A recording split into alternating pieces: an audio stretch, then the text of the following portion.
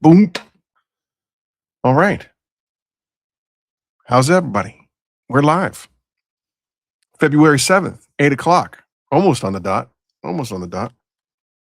I don't know where the boys are. So you guys are good. Oh, that's not good. Little technical difficulty. What's going on with the lighting? It's terrible. Something's happening. I don't know what it is. Recovering. What are you recovering from, Keith? Anyway, I'm a professional. I can handle this, right? By myself. Oh, who knows? Anyway, how is everybody? It's February. We are a 12th of the way through the year already. Can you believe it? Hey, Eileen's in the house. Whoop whoop. Oh, that's right, Keith. I think you told me about that. How's it going? We're gonna do a little thing a little differently. Not really a little differently. We do everything the same. But I'm gonna run the mental floss while the boys aren't here. And I'm gonna tell you guys a story. I'm actually gonna run two different videos because it pertains to hey Rich. Hey Rich, what's happening? It pertains to something that happened to me um last week I guess it's over a week now. Yeah, yeah, a week and a half ago while I was down at MTE. So let me run the mental floss, and then we can kind of talk about it a little bit. All right, so let's get that started. Do. If Eileen was here, she would have been able to tell me exactly how to do what I want to do, but I can't. So anyway, that's yeah, this is the one. Okay. Dear person reading this, the world is a better place with you in it. You are enough. Boop. And now let me share the second one.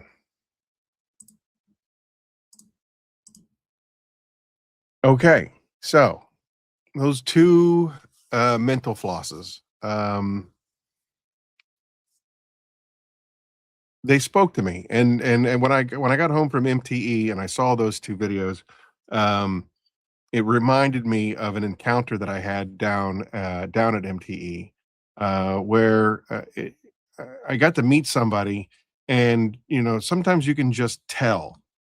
You can just tell sometimes somebody needs a hug. You can see that the world is on their shoulders. You can see that they can kind of sometimes feel. You can just I don't know. It's weird. You can just kind of see that they just maybe need a hug, and maybe need to know that they're not alone in the universe. And um, and I had the unbelievable pleasure of meeting someone like that down at MTE, and I think that we had a real human connection. And then I got to sit back and watch that person have another interaction with another complete stranger, and and it was beautiful to watch because you could see that these two people that randomly met connected on a personal level, and that they were able to share a story, and they both walked away from that encounter better than when better they were better after they met. Um, uh, they after the encounter, they both had a better experience. Like life was just a brighter place that day, and it was really awesome to see. And then when I got home and I saw that those two videos, I was like, "That's what it's all about. That's what it's all about. You matter. People listening to this show, you matter. People not listening to the show, you matter." And I think that the deeper and deeper that we get into the world and the politics and the identity politics, I think we start to forget that we're all human. I was an English major in college, and um and I really did a lot of Shakespearean stuff, and the Merchant of Venice. It's famous for its speech about if you prick us, do we not bleed? and it's just basically talking about the universal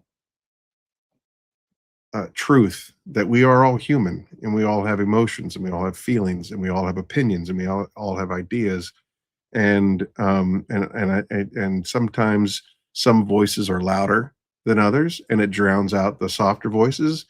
And in that particular situation, um, I was so excited to talk to Mary. There you go. Yeah, way to go, Rick Smith. Yeah.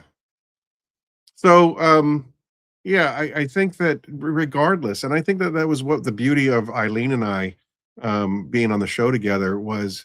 I'm fairly certain that we've come from two different backgrounds, two different ideologies, two different whatever, but none of that mattered. When we get on the corner, we're just hanging out. We're just friends. When we go down to MTE and we're hanging out, it doesn't matter what you believe.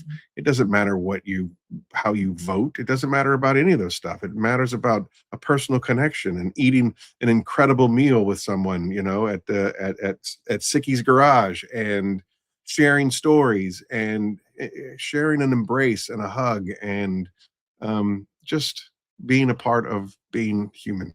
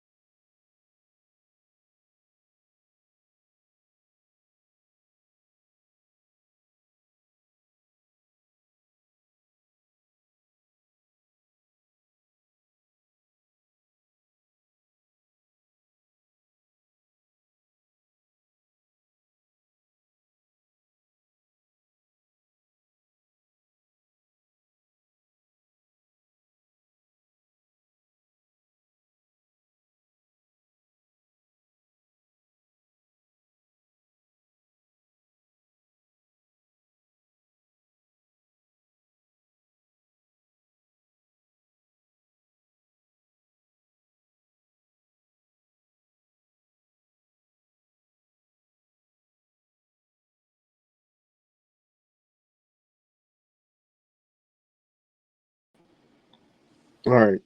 I know that my internet just crashed, so I'm using my phone for now until I can get things back up and running. Um, Apologize for that.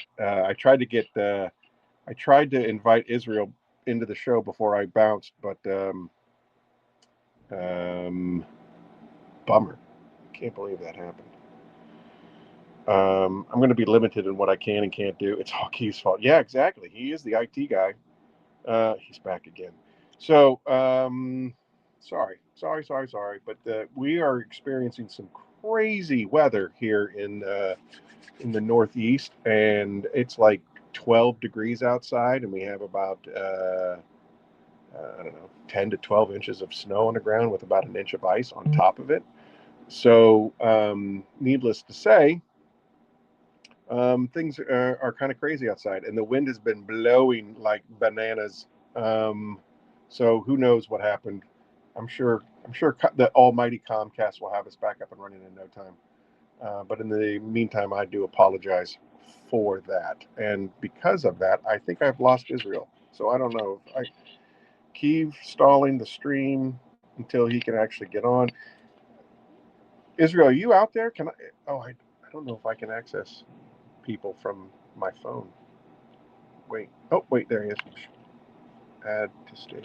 Okay, good. All right. I was able to do it from my phone. What's up, dude? Dude, sorry, man. How are you? I'm good. I wish that the internet was working properly and that I wasn't resorting to, the bat phone. Yeah, so I don't know if Keith texted you, but he said he's running late. He was having a dinner that went a little bit longer than expected, so he's going to be joining us a bit later. Why would you blow up his spot? Oh my gosh, how unprofessional are you? Unbelievable. I would never divulge that secret information that Keev had more important things to do than the show. I would never say that. You did, I didn't. How are you, my friend? I'm doing well. It's really hot over here. It was a little bit cold while like MTE was going on, and then for maybe a day or two later. But now we're back in like the high 70s. It's pretty terrible. I was sweating today. I love Florida. It makes me sweat all the time. It's great. Nobody cares. Nobody cares about your stupid Florida. The one how time how was the drive back? Come down to Florida, it drops into the 40s and below. I couldn't believe it. Listen, during MTEs, we were in the 30s. Yeah, that was like we got there on Wednesday, and it was just like, this is really nice. It's like 65, 70 degrees. And my wife, she didn't even want to talk to me. She was like, "How's I asked her, what's it like up there?" And she's like, "It's 12, and I have to shovel snow." She's like, "How's the weather down there?" And I was like, "It's nice." I don't want to talk to you. Goodbye. Click. So, and then it turned brutally cold immediately following that. So, who knows? Can I select people to the show on stage? Yeah, I can. Yeah. Okay, so you still got all your controls. I do, but it's all from my phone. So I'm going to need another learning curve. You know how, like, I always say that I'm a Gen Xer with a degree in Boomer. I have no idea how to use technology. But you can see that. Can you see him on the screen? That comment? Yeah. I see. We got Flint Straight saying hello, everyone. Yeah, that's it. Cool. I can do it. Yeah, you still got power. Boy. Hey, John Weber's in the house. Excellent. You know what? While we got John Weber here, and a few other wonderful people, and we'll talk about this again towards the end of the show, and especially after Keev gets here.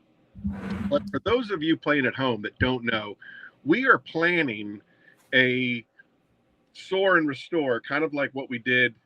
I wonder what happens if I do this. Oh, that's exciting. All right. Now it's no longer letterbox, or now it's letter. But yeah.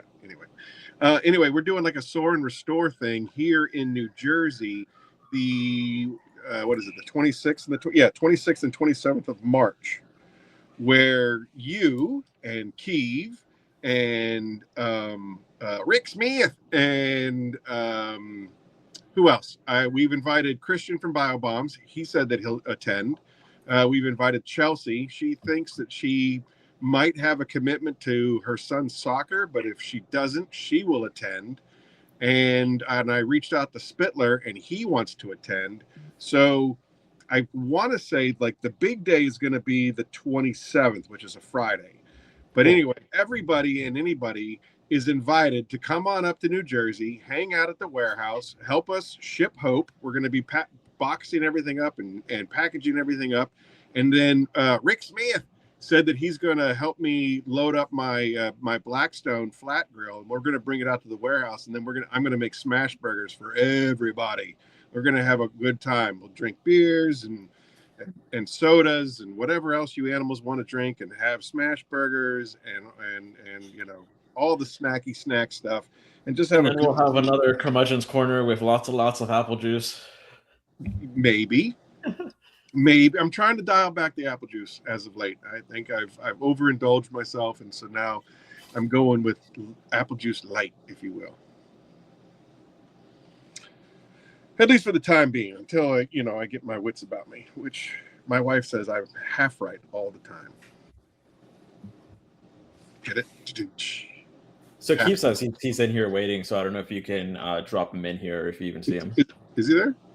I don't know. I don't. Yeah, I see him at the stage. So Yeah. Sorry, Keith. I can't. I'm on my phone because my internet crashed.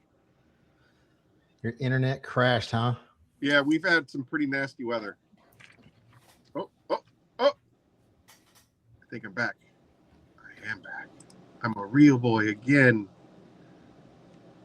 I gotta get out of this. How do I? I'm just gonna turn this off. Okay. Nope, that didn't work. I was trying to see that neck beard anyway. So bananas. Oh man, he just got here and already started. There. Okay. No. Aaron's fire. His fire alarm is. No, it was all backfeed because my phone was.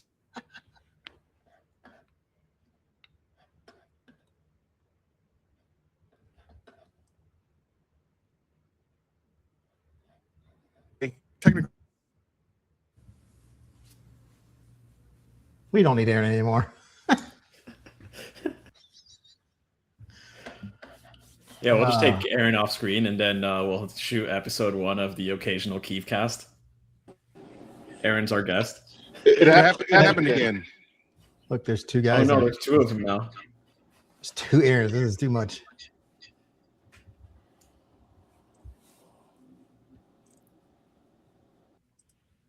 All right. Oh, did you get internet back?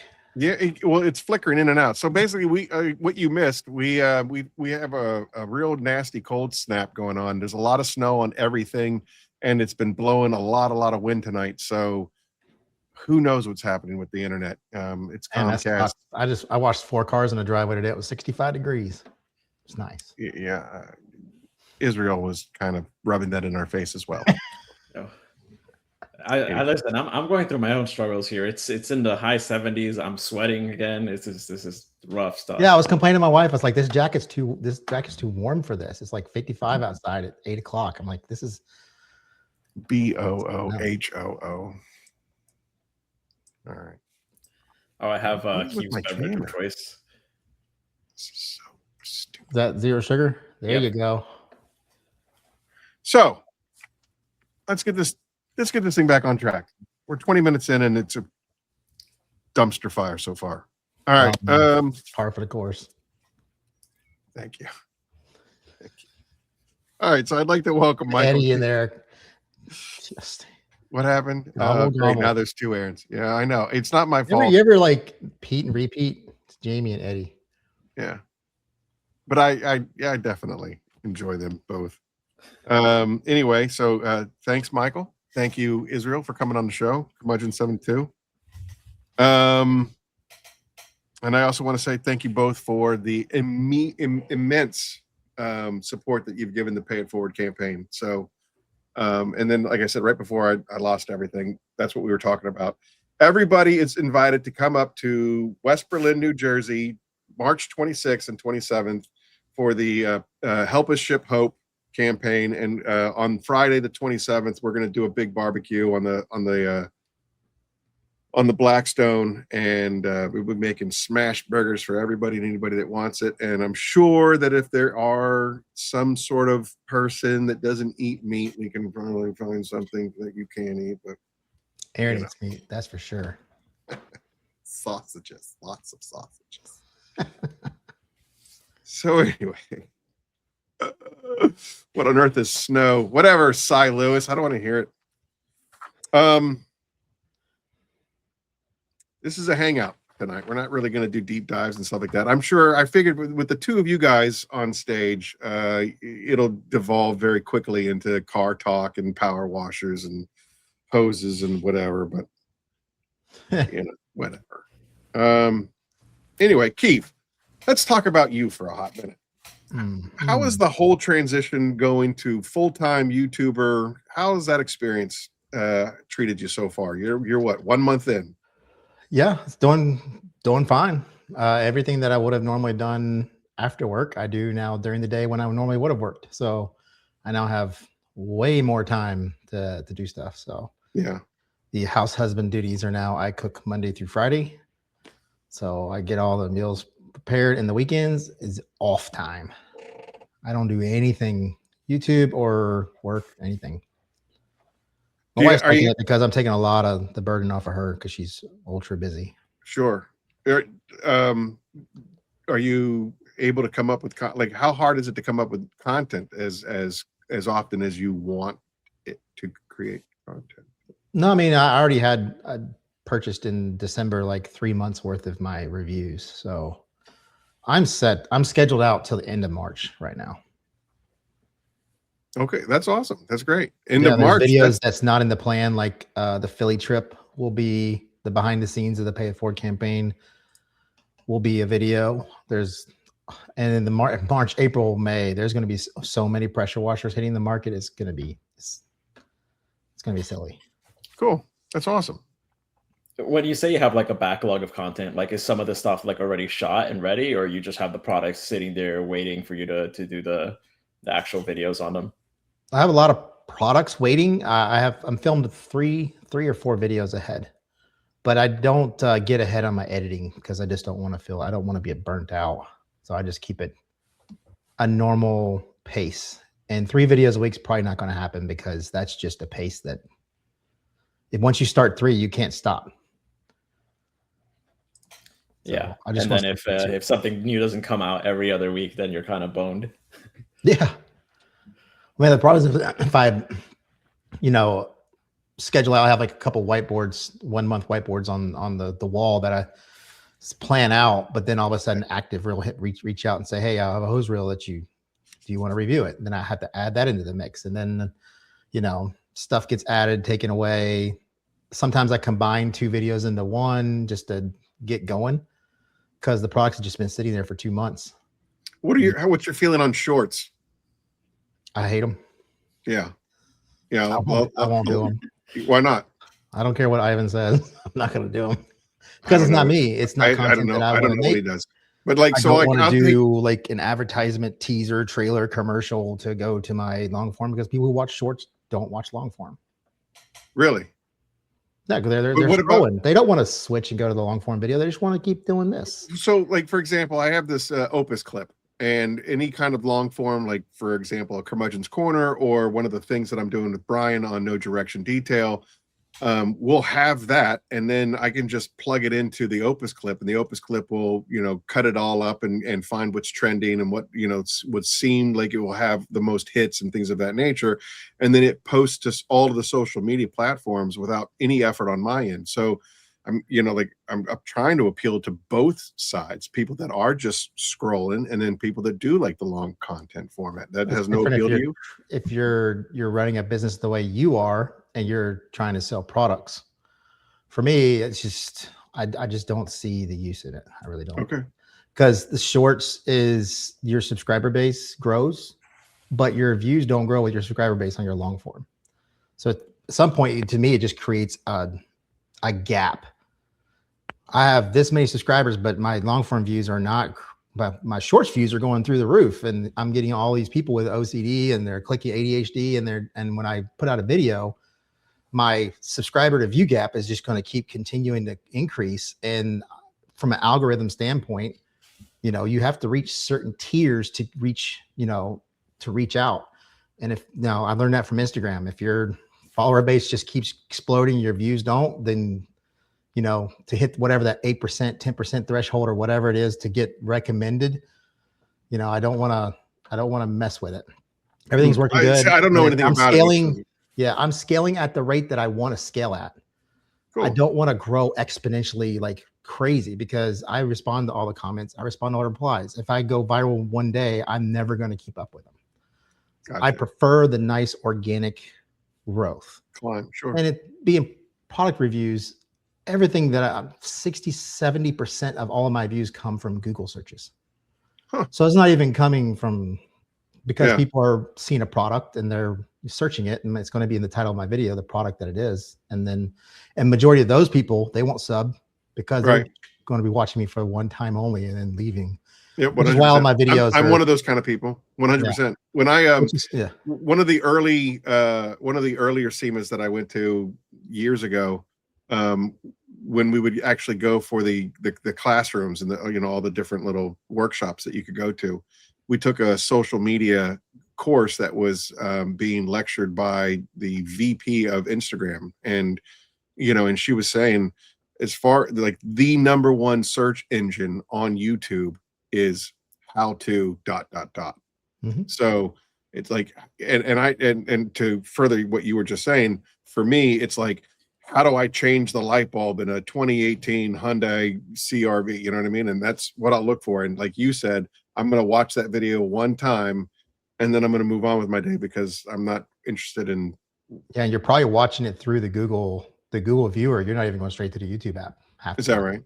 Yeah, that's fair. And so for me, that's why each video is created and filmed and edited as if it's the first and last video that person will ever see. So there's no narrative storyline that goes from one video to another, other than the garage changing. Every video is made the same way. It may be repetitive to people who see it all the time, but that's because, you know, it's a product review. You just have to do it the exact same way. So there's no like vlogging story arc or anything like that. Are those the big purple ones? That's how Pan made his towels, the purple ones. I got to get those cookies.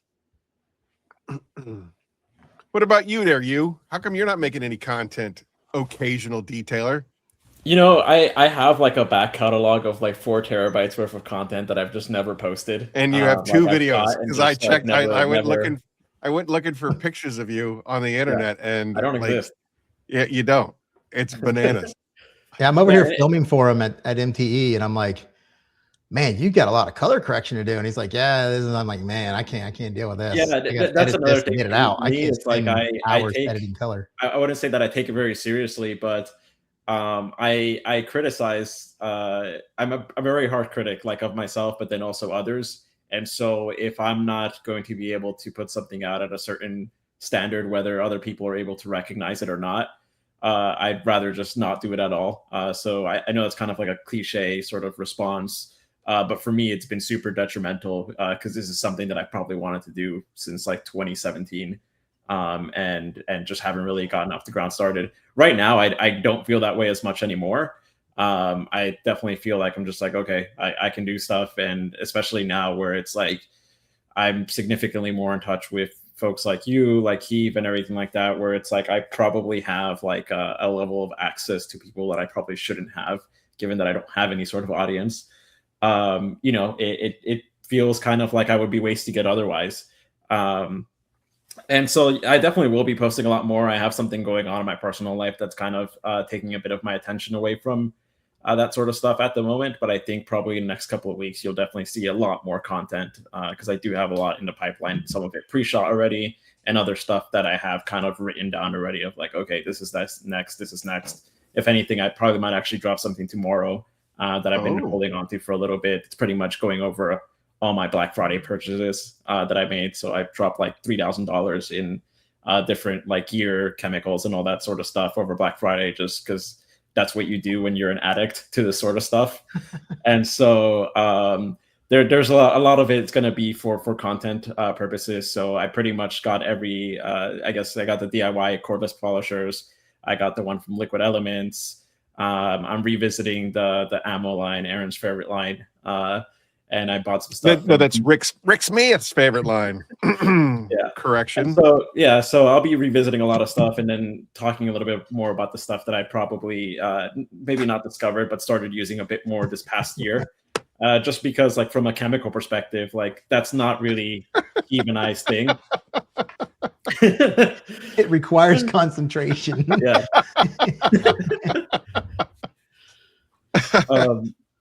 Yeah, so like chemicals typically aren't Keav and I's thing, and we've talked about it a lot in the past. Where Keav's like, I probably won't ever do chemical-based content unless it's like a wash and talk. And I think for me, I've kind of softened on that a little bit.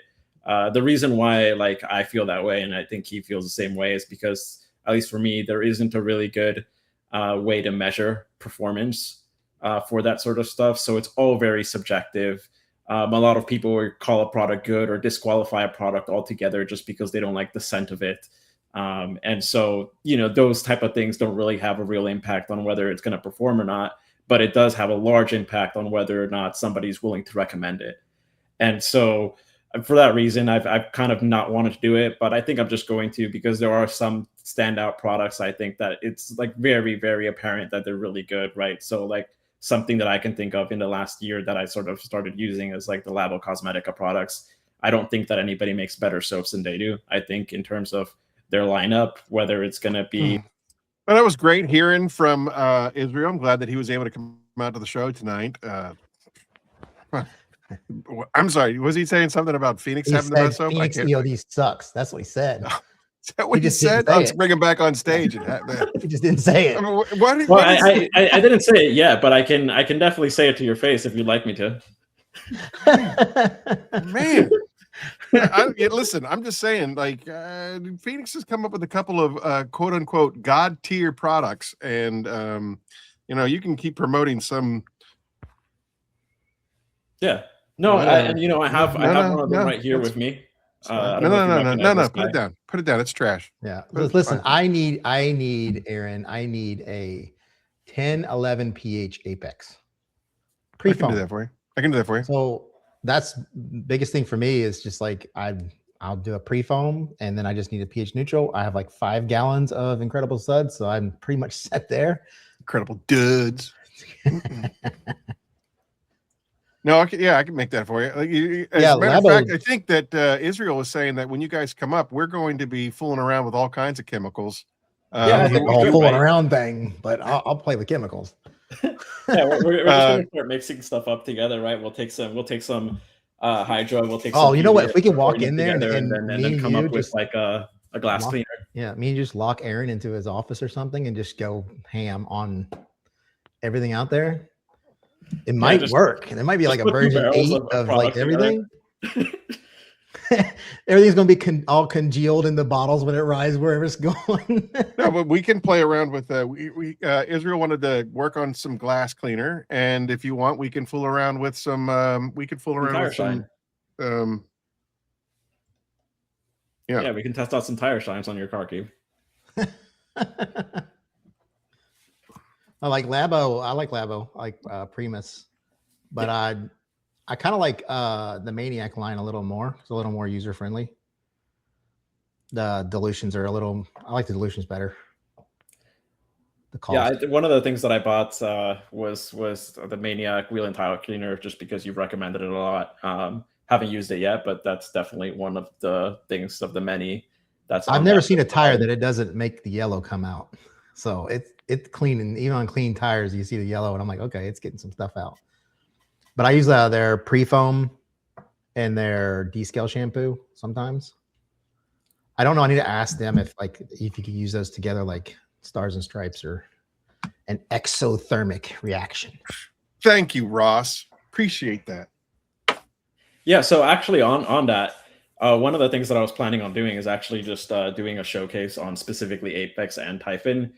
Just because if you kind of think about it, if you want to go to like the simplest sort of stack, if you would, that you possibly could, you can pretty much do everything with just Apex and Typhon alone. You probably don't need anything else. So like one of the things that I was planning on doing is kind of like a showcase on that, on how those are pretty much the only 2 chemicals you'll ever need. Ta-da! What's up, David? Welcome to the show. Appreciate you showing up. It's a Saturday night. You could probably mix the 2 together. Get you a pre-foam. What's that? Well, I mean, that was what we originally were playing with, was Kraken and Apex. But the problem was the caustics that are in Kraken were breaking down the surfactants. So at first, it's like within the first week or 2, it started out like it looked like it was going to really, really work well together. And then like the shelf life just didn't exist, because I mean, it immediately started to break down the surfactants. So like by like week 3, it just wasn't effective. Like there was like the foam, there was zero foam stability. It was wild. It was pretty cool. Well, if you mix the 2 together in a foam can at the same time, though, that shelf life wouldn't Correct. Be a problem, You'd have, right? you'd Just have to use it do it right at the that same point. time, and then it would work. But then, like I said, if you were to pre-bottle it so that it was ready to go by week 3, you would put it in your foam cannon, and you'd be like, it's not performing the way it's supposed to. So Yeah, I don't buy a whole lot of chemicals. yeah, neither do I I. buy the Stars and Stripes just so I could do a foam cannon video where you show the two back to back. But I tell you what, the salt that was all over the cars that I got off today from this winter storm last week, that knocks the stuff off. There was literally nothing left on the surface to even need to care about the contact wash as much. I always contact wash, but We've been dealing with I've been dealing with some stuff in the Marine Corps, and they were having some issues with salt buildup on some of their amphibious landing gear, and so I went down to Ocean City, New Jersey last summer, and I got a couple of gallons of the Atlantic Ocean, and according to Google, Atlantic Ocean has the highest salt content of the seven oceans. So we went back, we sprayed in a power or whatever that thing is called. Anyway, we sprayed the door a test panel down with Atlantic Ocean and let it bake in the sun and get all white and crusty, and did it again, got all white and crusty, and did it again, all white and crusty, and then we took Hydra to it in a power washer, and it went through salt like it was butter. It's pretty wild. So there's that. But you're thinking that like a high pH would do. I thought high pH was not for salt. Yeah, I was going to say I thought high pH was for bonded contaminants and low pH was for salt. Yep. Yeah, an acidic wash would be better for salt. Eagle Guard, never heard of it. That's Chemex's salt neutralizing acidic wash that actually has rust inhibitors in it as well. Does Chemex and Fab Automotive, do they fight with each other? Who? Compete, Fab Automotive and Chemex, because they seem to be going down that patriotic line of products. Stars and Stripes. I don't know. I think Chemex guys are having too much fun in their garage to fight with anybody. Aaron talking detailing is like Keav talking tire dressing. Rick Smith, I am going to punch you in the knee when you get here, buddy, just so you know. Right in the knee. Anyway, what else you guys got? Oh, I wanted to ask you guys, so you both have been to SEMA, and I'm going to ask you both of the same question. So you both been to SEMA, you both been to MTE. Everybody that I talk to has always asked me, which is better? What did you like? What did you dislike? And all that stuff. So, as an MTE review, you guys both being to both SEMA and MTE this year, what are your thoughts? Keav, you want to go first? I think they're two totally different things. Yeah. SEMA for me though this year is different because my son was my camera guy, so it was more of a bonding experience, and it was different because before I was stuck in my cave in the hotel room editing and getting the video out the next day. Last year was different with my son with me. He wanted to go out, and it's fine because we wanted to go gamble and have fun. Jason from Car Supplies Warehouse stayed at the same hotel, so we saw him in the casino quite a bit as well. I got to have dinner with him. He's such a good dude. Yeah, he's a really nice guy. Yeah, he is. And that bonding experience, it hurt me in views because I didn't get the videos out the next day like I'd planned to, because you have to get them out within a day or two of the day that you were there. Yeah, there's so many. If you get out a week after, it's like the people aren't searching SEMA anymore. Whoever got the video at first got the views. So like if I were to post a bunch of MTE stuff now, it wouldn't matter. It'd just be like, all right, yeah, cool. Yeah, kind of. Everybody's. Right. I don't even know that people are searching for MTE in particular either. What's that, Israel? I don't know that people are even searching for MTE in particular either. Probably not. Yeah, they weren't. They do a very, very poor job, and I noticed this when I was doing the SDC 2 years ago. They do a very poor job of promoting that show. I think they don't want it to grow too big because they can only fit so much in that one they have to like scale it up. I don't know how they would do that. Was the venue smaller this year? Felt smaller. It was the same amount of vendors, but they made the booths a little bit smaller. Okay. Attendance, like the tickets bought was about the same, but there was a lot of people with the snowstorm. They didn't come. Yeah. Because they didn't want to drive back. Yeah, that makes a lot of sense. Yeah. Yeah. Going back was a nightmare. We drove down and then we drove back and we left, we basically left at midnight, Saturday night, Sunday morning. And by that point, I think it had already gone through Georgia and was still hitting South Carolina, North Carolina. And hey, here's a fun fact. South Carolina and North Carolina don't own snowplows. Or at least that's how we perceived it, because I-95, a major interstate, was completely covered over, and we drove it anyway. And I was just like, Jared, you need to just drive slow, let people pass. Who cares? And I mean, there must have been at least 4 semi trucks in the, off the road, just crashed. And then there was at least, I don't know, 7 cars that had spun off the road too. I mean, where I'm at, it's not bad. The problem is whenever there's like a major storm, it usually happens during rush hour. So there's too many people on the dang road already, and the plows can't get to anything. But they brine the hell out of the roads now, like a day or 2 ahead of time. So now we got tons of salt. So would you rather go to SEMA or MTE? If I had a choice, I would go to SEMA. Really? Mm-hmm. Well, there's a lot of things at SEMA that you like to do outside of SEMA, which, like you said, gambling and stuff like that. Yeah, and I'm a car guy, so it's a 4-day car show, and brands there. There's going to be way more brands there, and if the brands aren't there, the people who work for those brands are walking around, so you're going to see everybody. Okay. MTE, except for a couple of things, everything I saw was a SEMA, so I saw it already. Okay. The only thing that was announced was G-Technic's sugar-based soap and their rinseless, that Lake Country carpet pad.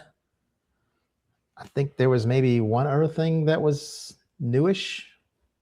Auto fiber, maybe? Auto fiber detail sticks. Yeah. And their brush with the hook on it. Yeah. I think for me, it kind of depends on like what the motivation is going to be. If you're just trying out there to get maximum sort of content as well as do real business things, then you're going to go to SEMA, and that's going to be your preference because there's in general going to be more brands. That's generally where a lot of the things are announced in terms of being new and everything like that. So that's where you would maximize those things. If you want to hang out, I think MTE is definitely the spot. And I think we saw this year that we didn't see last year is that now people are starting to pull out of SEMA, or maybe not launch everything at SEMA and start to do some stuff at MTE. Like an example of that is Carbro didn't go to SEMA this past year, but they went to MTE. Yeah, Auto Fiber. And then G-Technic, they left some stuff to showcase at MTE. So I think tides are kind of changing because I think MTE is becoming a little bit more detail focused. I don't know if that's going to continuously sort of be a progressive thing where next year we see even more detailing stuff and maybe more holdouts from SEMA because maybe it ends up being more, better for the vendors in terms of costs or anything like that. But I think as it stands right now, right, if I wanted to do a lot of content stuff or talk to a lot of different vendors, like as an example, like I wouldn't be able to talk to AR at MTE because they're not there, but they're at SEMA. So as a vendor who is, go ahead. So, I mean, another thing at MTE is different is you can sell at MTE. So you'll see a lot of vendors that are trying to sell products as well. It's like I said, MTE, I went to hang out. I made the video because I need the excuse to write the whole trip off. Well, that's kind of where I was going with it as a vendor. Well, first last year when we were, suitcasing, basically BioBombs was my anchor base, so I couldn't get in trouble for suitcasing, but that's all we were doing. We were standing in the, in the aisles, giving away bottles of Titan and stuff like that. And then this year, we did that collaboration with BioBombs and Typhon. And then you were so gracious to buy the entire outfit and then allow us to just give it away for free. So that was awesome. But I was like, how are you going to do $1 transactions? It's like, Well, I had, we had our dollar bills, y'all. So anyway, from a vendor's point of view, I would say that I enjoy MTE so much more, and because of that, it's like I can actually have conversations with people that are coming by the booth, versus at SEMA where there is so much to see and there's 4 different halls. People just want to, like, good to see you, nice products, and move on, and they don't have that time to sit and talk and discuss things. And then, like, last year, when we were at MTE, remember when upstairs at the cafeteria, there must have been like 20 of us, 24 of us, just hanging out, ripping on each other and roasting each other. I mean, it felt just like a high school cafeteria where we're all just hanging out. And I really feel that my relationships with not just colleagues, but my relationships with customers and stuff like that, were infinitely stronger at MTE than they are at SEMA. SEMA just can be a little overwhelming, and people are, in a hustle to kind of see it all. And so everything is so fast paced, and you see so many people that it's hard to remember who. Yeah, I met you at SEMA. Oh, okay. I refresh me, that kind of stuff. Whereas at like MTE, you can actually have a real conversation, 5-minute conversation, whatnot. It's not rushed and it's not overwhelming. And for me, I just thought MTE was a better experience as a vendor, trying to actually create a relationship between a customer, relationship with a colleague, meeting with other chemists and other companies like that. That was for me, MTE was the way to go. Yeah, SEMA's so big. Well, we were very efficient. Like, we came in and we nailed out filming for 5 to 6 hours a day. And we literally left at like 2, 3 o'clock and just hung out at the hotel room. And then the last day we left around like 12 or 1 o'clock to go hang out. But I was so overwhelmed and exhausted, I didn't get to do exactly what I wanted to do, because I like to find things that maybe could work for detailing, but aren't really meant for detailing. So I really would like to have spent a little more time just kind of, looking more in depth in like the tool area and some of those areas. Yeah, for sure. Because it's so big, but like the wheel and tire area, so you don't even need to walk through there. It's like, it's just tires as far as the eye can see. I love that. I love that. MTE 27. Oh, good. Cars with Keav YouTube booth. Drop by and get roasted. Do you remember there was do you remember it was what was it? I did it for free. There was a Dave Attell Insomniac, and it was on Comedy Central, and basically he was going around to all these different towns. He would do his bit, and then he would walk around the city and do stuff. In Baltimore, there was a guy that basically for $2, you give him he was a homeless dude, and he was like, you give him $2 and you can scream at him and yell at him and do whatever it is that you want for 5 minutes. And it was just like, you were a terrible father to me, and I can't believe you were never there for me. It's just great. We should do that. Yeah, I would do that. I'd give you $1 to yell at me. Do like you do at the Renaissance Fair, and put your head through the fence and the stockades, tomatoes at you, but they can like throw bottles of tire shine or something. Well, I mean, throwing a bottle, that might. Hey, speaking of the conversations that one can have at MTE last year, that's where Fenrir was born. It was down in a hotel lobby with Humberto, Matt Ayers, myself, and the Thor boys.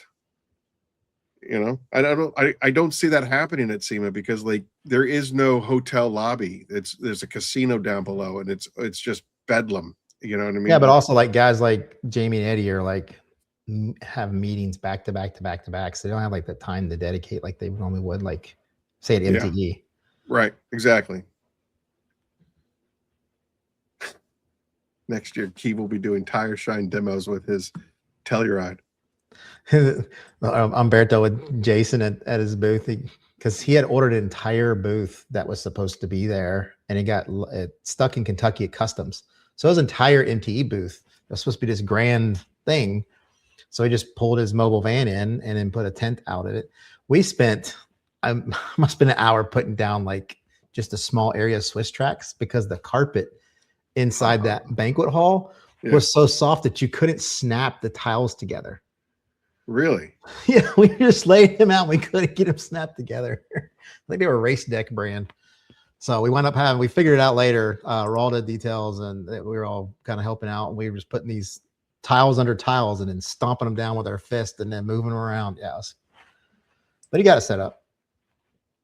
You know, it was a shame that I didn't get to say goodbye to Humberto. He had family obligations and plans and had to bounce, but it's always great to see. Like last year at MTE, it was me, Humberto, and Matt Ayers. Like we did everything together. The three of us, we were the three amigos. It was awesome. I really, really enjoyed. I just really enjoyed the MTE experience a lot more. This time, like MTE is different. Is that the people who pull you to the side to say, "Hey, I watch your channel" or whatever. They feel a little more comfortable, I think, at MTE to talk and converse. SEMA, it's like, I know you're busy. Just want to walk away. It's like at MTE, we were carrying on full conversations just all over the place. It was great. Yeah. Agreed. La la la la la. And we got Mary's in the chat. We got to meet Mary. Is she not like the coolest person? Mm-hmm. She got dragonflies all over everywhere. Dragonflies. That little party that we were at afterwards. Israel, you left. They were walking out. The waiters and waitresses had stacks of the free drinks like this big, and they were trying to give them away, and nobody would take them. No, because everybody thought it was liquor, and it was just draft. It was just beer. two different types of shitty beer. Yeah, really. I was trying to use it as cash only. I was trying to use it as currency. I was like, I got all these free drinks. Come on, give me something. They were like, no, 5 of them for one good drink. Yeah, right. No, thank you. I am glad that we went out to Sicky's because the first couple of nights I just did room service. Went down to the little place, got a drink and some candy, and got some room service and edited. What's your candy of choice? Oh geez, depends on what mood I am. Some days I'm sour. Some days I like hot tamales. I didn't think people like you and me were allowed to eat candy. Cookies, chocolate. Where are my cookies? I had cookies here. That's like a thing I have tomorrow for the Super Bowl party we're having. Is I bought a fondue set and I make some chocolate or cheese. Chocolate. Oh. Strawberries, pineapples, marshmallows. It's going to be the better version of a what's the name of that buffet? Golden Corral. Oh, Golden. I thought you were going to say Golden Corral. I thought you were going to say, what was it? What's that fondue restaurant? Melting Pot. Melting Pot. I tell you why I hate that place. Okay. My wife loves it, right? So we show up and she always wants to oil. I don't want the oil. I want the griddle. So then you have to buy two meal or whatever. Wait, what's the griddle? You can get the little flat iron skillet to cook your meat on. You don't have to put it in the oil. Yeah, but that's not fondue then.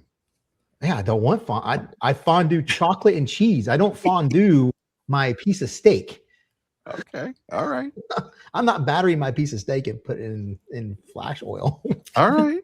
I'm just asking. You know, inquiring minds want to know. And what really sucks is half the places everyone we went to, you come in and the lighting is so dull. I have to pull up my camera phone. I pull up my phone and turn on my flashlight so I can read the dang menu. Way to be old. That's what I do. Jeez. That's what I do. I do it all damn time. Here we go. I don't mind the ambiance. What's the ambiance after I've ordered. Come here, Sonny. What? All you have is IPAs? Oh, they're disgusting. All right. Yeah. Well, Keith doesn't drink, so I mean that's not even doesn't matter. Yeah. It's like I'll take your finest Mountain Dew, please. Connoisseur though. But do you curse? Of course I do. All right. So there's certain rules. Don't trust anyone that doesn't drink, doesn't curse. Like, the funny thing is like I try not to curse in the videos. Right. And then in my bloopers recently, I had started to put the curse words in there. Like, and then everybody's like, "Hey, that's awesome. I like that. You curse. That's I'm a construction worker. I like that." Yeah. And then I get a comment from a guy that said, "Man, I watched your entire video. Was going through the bloopers. My two kids are sitting next to me, and all you said was F you." at the end of your video, and I'm like, Oh yeah, dude. what do I do? Was What do I that the do? MTE video when the guy came behind Well, you? No. Can it was a you? I different mean, video. like you can still do it, but maybe put that little bloop that Yeah, the I had to sensor, do it. the little I did it sensor on the thing. last video. Yeah. I cleaned my my floor. I took my Swiss tracks out and cleaned my floor out. That'll be Monday's video. And I had a couple of incidences that I dropped some bombs. All I right. just immediately think of like the Michael Jordan beam where it's like fuck them kids. Hey, come on now, Israel. I do flag my this is a videos not family for show. kids. My videos are flagged not for kids though. Yeah, so I mean, everybody's are. Anybody in this circle is. You better, because if you don't, you won't get any ad revenue. You remember? I remember. I can't tell you how old I was, but I remember when I was watching Transformers the movie, the cartoon, and Hot Rod was trying to open up the Matrix, and he couldn't get it, and he was just like, "Open, damn it!" And I was just like, the first time I ever heard a cartoon curse, I was like, "Oh my god, he just cursed! This is crazy." Do you want to bring up Megatron? I don't want this video to go in the wrong direction. It's not Megatron. It was Hot Rod who became Rodimus Prime. Stop. Became Just a gun, stop. a plane, Stop. became a plane. Rodimus Prime. Yeah. Yeah. That was his name. I didn't do it. All right, forget it. And see, Humberto remembers. Thank you, Humberto. He's always got my back. You animals. How often do you have to clean the floor? Once a year. Once a year? And that's only because it makes for a good video. Because if I waited 2 years, it'd probably be a really good video. But actually wasn't that dirty because I washed so often the drains drain most of the dirt out. You've got the touch. You've got the power. Yeah. Dude, you're such a big movie guy. I haven't heard you talk about movies in such a long time. That reminds me of Which one, him or me? You. You know, I gotta be honest with you. I have been soured on Hollywood for some time now. I think like the only time that I ever go to the theaters was if it was something that my son wanted to do or watch.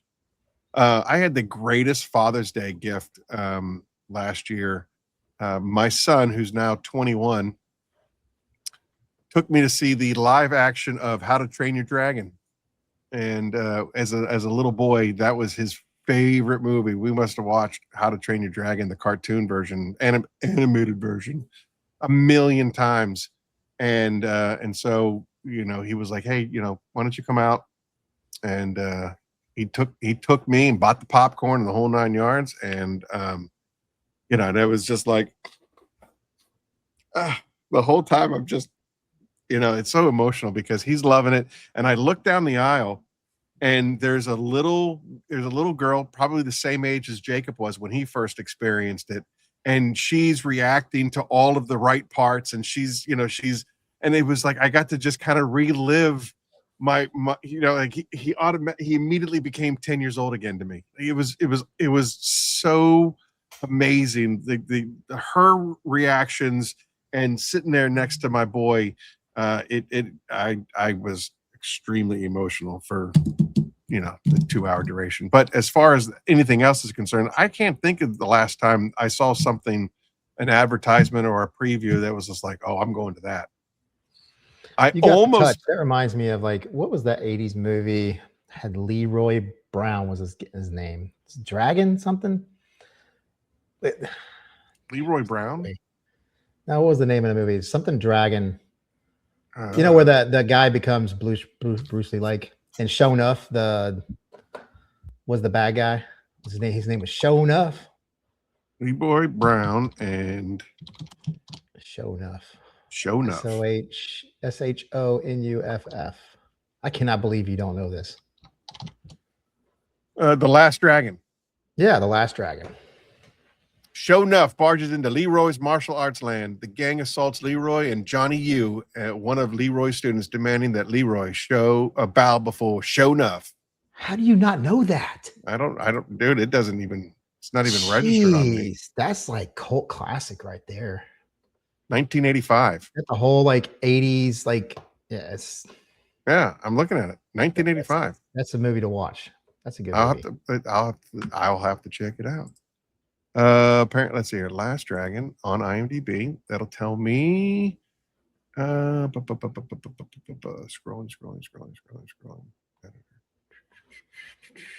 Desktop is not nearly as good as phone when it comes to IMDb.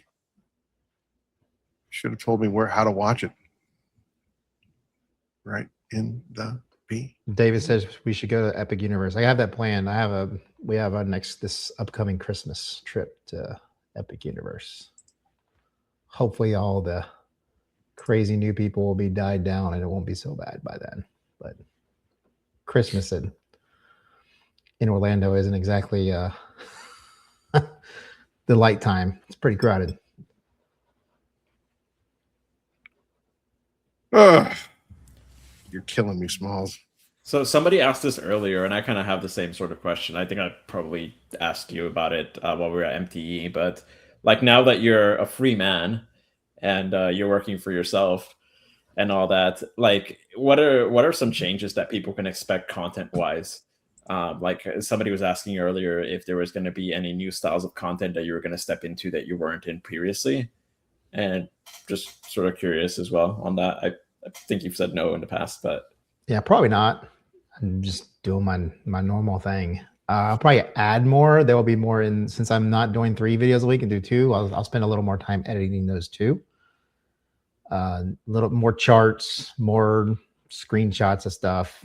You know, like my style is cut and simple. So I don't know. There's a whole lot you can really add.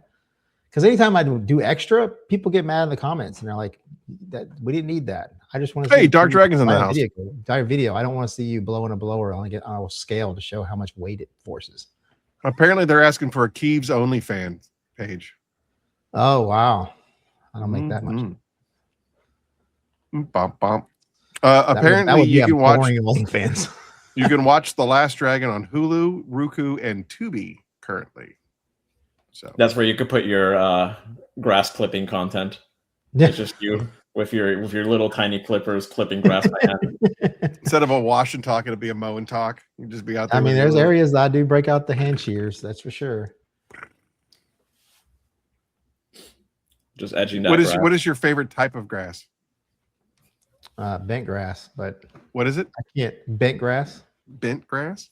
But I don't have the soil for that kind of grass. What is bent grass? I don't got the money for that kind of grass. You need like golf course level maintenance to keep that stuff from. It's what most PGA Tour greens are made out of, unless they go to Florida. A lot of Florida greens are Bermuda. Up north, northeast, POA is pretty common, but bent grass is pretty much the most common green grass that they use on the greens. Huh. Is bent grass good? It says bent grass is bent grass good for the lawn? Not usually. While creeping bent grass creates a soft, dense carpet on golf courses, it is too high maintenance for most home lawns and often crowds out desirable grasses. Dun dun dun. Which is why when you see a putting green on PGA Tour on video or on TV, the green is always perfect in the grass around it because the bent grass keeps the other grass from taking over.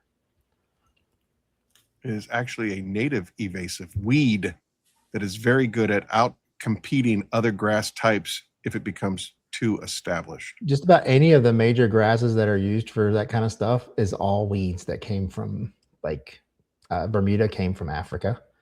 It's a invasive species of grass as well. Boy, the only thing to go for around here is Kentucky bluegrass. Other than that, you need to shut your mouth and get back to where you come from. Kentucky bluegrass will be brown in the midsummer here. Oh, dude, I'm just talking out of my head. I don't know. I got wild mini strawberries in my backyard. That looks so cool. That's a weed. Really? Are you sure? Yes. Oh. I mean, Chris, I could try that. That's for sure. I mean, it's a lot of content that's already out there, so I feel like I'm copying other people. But going to Walmart and picking stuff out, going to Harbor Freight. I feel like it's an easy video because you don't have to buy anything. You just walk in, and I'll probably troll the store too much and I'll get kicked out. What do you mean you don't have to buy anything? Well, you go to Walmart, you just tell people this is good, that's good, this is good, that's good. The video doesn't cost you any money other than the gas and the miles to the store and back. Oh, so Papa Smurf was talking about doing something similar, but he was going to actually go to Harbor Freight or go to Walmart and be like, yeah, everything that you need to do a detail, you can find right here at, and he was going to bring a calculator and be like, you can detail a whole car for under $30 by this, by this, by this, by this. And yeah, I mean, I was in a couple of Pan's videos when he was in Omaha. We visited O'Reilly's and a few other places. I just feel like that content is done a lot. I feel like I'm copying others. I don't know. And then too, it's like it's not really like up your alley in regards to like what they have, right? So it's like what most things that Walmart would have is there's not really anything worth buying from a pressure washer perspective.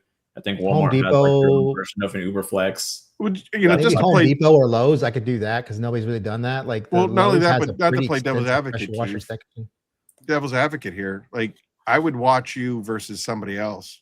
Especially if I don't know that person, I would rather watch your content. So even if it is the same thing, it's your spin on it, it's your take on it, and quite frankly, I am more prone to believe you. Because I've seen you throw balls and strikes, like, you know what I mean? Like you call balls and strikes. And so, especially not to get too deep into the weeds nowadays where there's so much controversy over sponsorship and not sponsorship and who's on the take and who's not on the take. And you're a mouthpiece for this company and a mouthpiece for that company. Someone with your reputation that says, hey, I really like Aaron, but his Phoenix product sucks balls. Like, I can see you saying something like that and people believe you. Hey, Chris, I do have affiliate links for Walmart. I just don't use them. Don't use them much. Yeah, I think to Aaron's point, like I think he's right. There's like a definite difference in credibility. And I think we talk about that like off stream a lot. I just don't like when it comes to like, say, like you go to AutoZone or O'Reilly's or you go into Walmart, I don't feel like I have enough knowledge on the products on the shelf to really add the value that would be needed. I don't know half of those chemicals. So then here's a question. I don't know any of the Jay Leno stuff. I've only ever used like 2 Chemical Guys products. I've only ever used 1 Adams product. Suds Labs I've never used. There's like I don't know anything. Yeah, but so I can walk into Home Depot. Wait. Time out. Isn't that like the value of what you would bring to that format? But I'm not going to dog a product or say a product's good if I never touched it before. I understand that, but I think he's saying the testing of it. Just the learning process of it. Like, I'm just going to go in, I'm going to grab something random off the shelf, and then I'm going to say whether or not it gave me the results that I was hoping for. You know what I mean? A lot like for someone like my company, we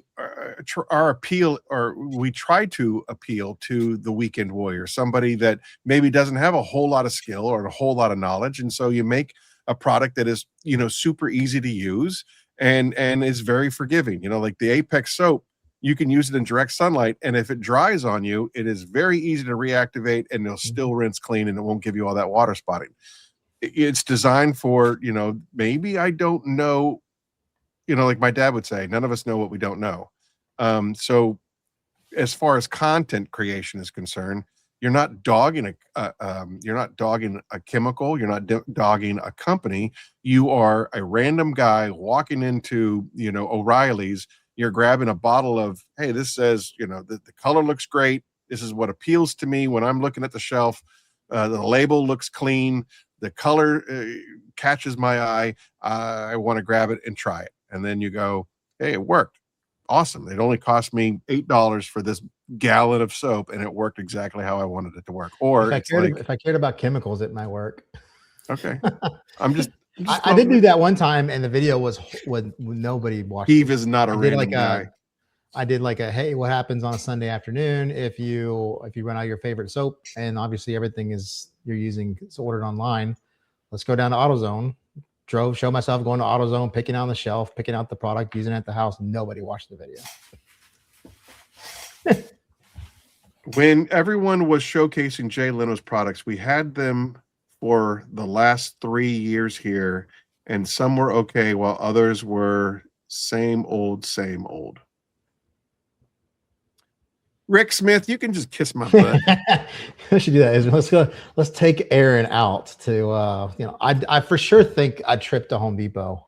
I tripped to Lowe's.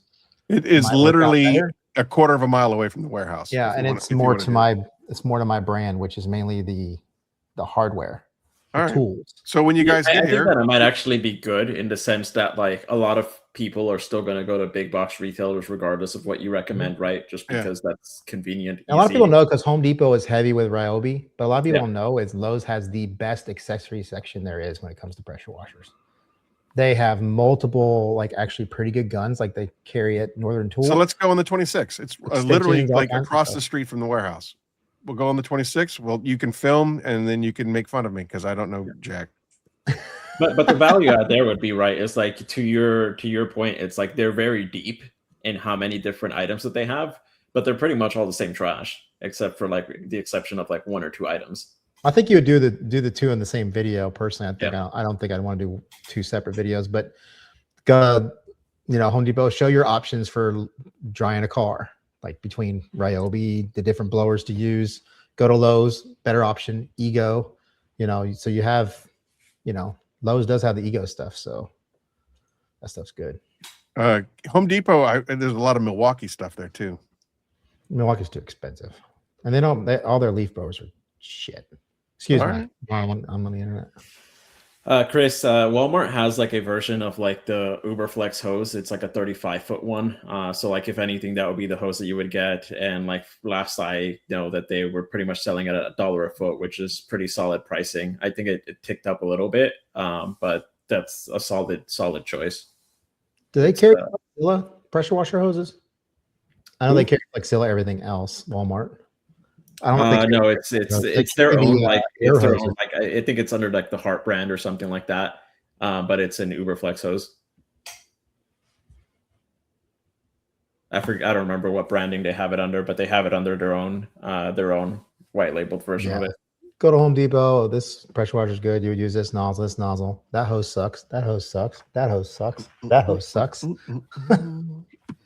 I've never seen a good hose come from a big box store. No, yeah, the best that they're going to have is going to be just like a very generic rubber hose.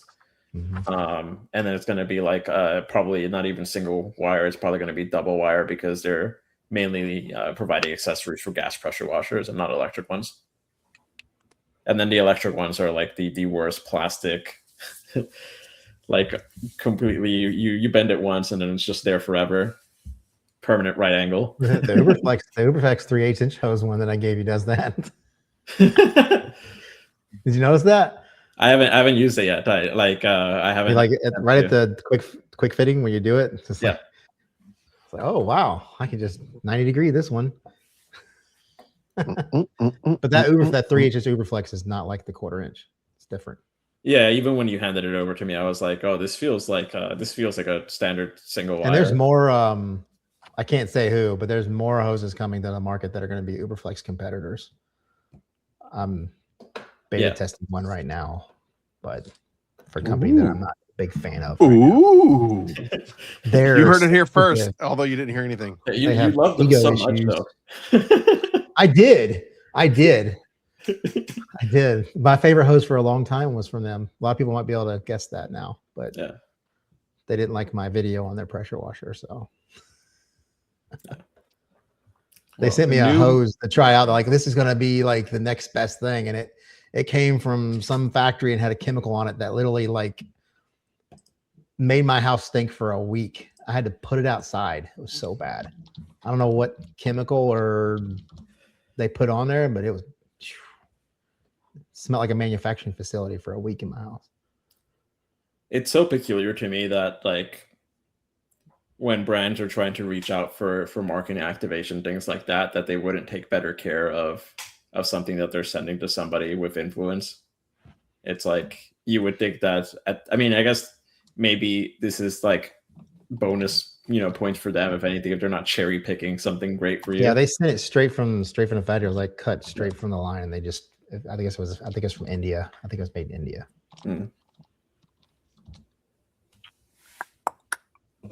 Rule of 3. No, I think the place to go would be like just do a trip of all videos and go to Home Depot, Lowe's, and then go to Northern Tool and be like, okay, this is what you get.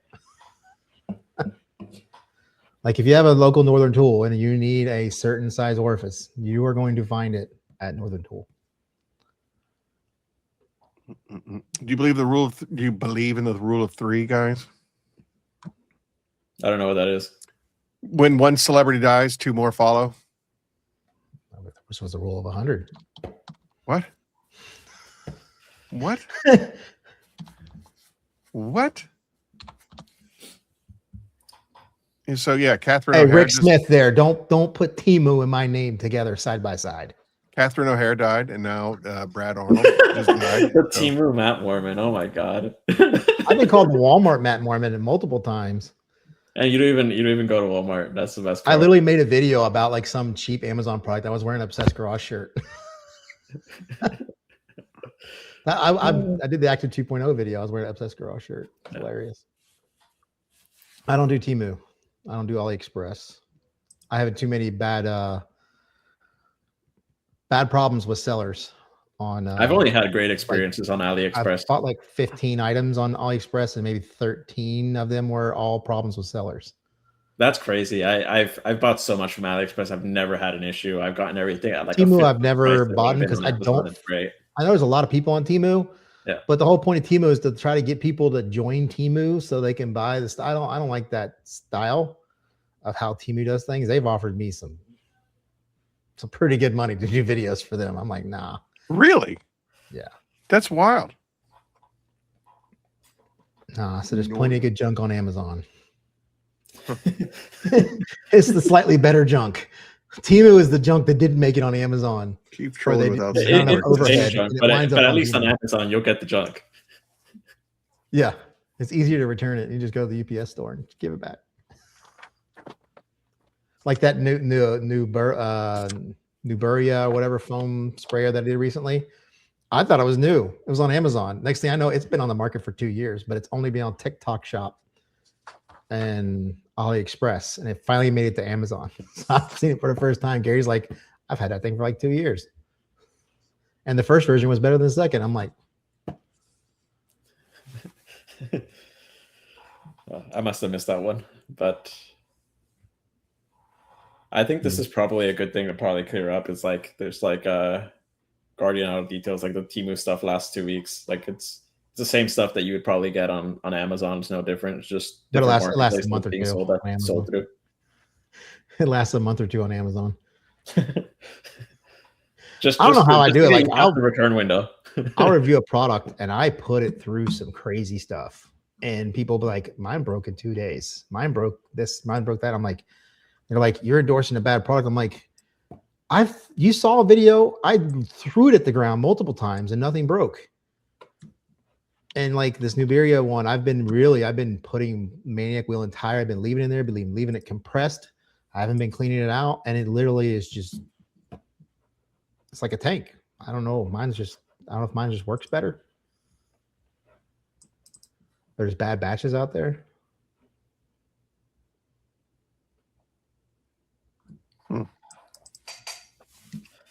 Nope. That's yeah, Chris, we do not want the Chinese having access to Aaron's private phone pictures. That's for sure. Yeah, because they're gonna be bored to tears with food pictures. Me and Israel have had some fun with Aaron's phone while he was doing something else. That was funny. Yeah, that was funny. Oh, we tried. And then Keav, because he has a heart, even though he tries not to portray that he has a heart, he was just like, "Oh, there's pictures of his family on there. I'm not going to mess with it." Right. Yeah, we're going to make his wallpaper Israel flicking him off. He left your phone open. We're like, okay, let's text a picture to Aaron and let's take that and put it as wallpaper. Yeah, then I saw his family on the wallpaper. I'm like, I don't know if this is such a good idea. What happens if that photo's like 1,000 photos deep and he can't find it? Pick his wallpaper again. Yeah. The two of us couldn't figure out how to change the wallpaper in time.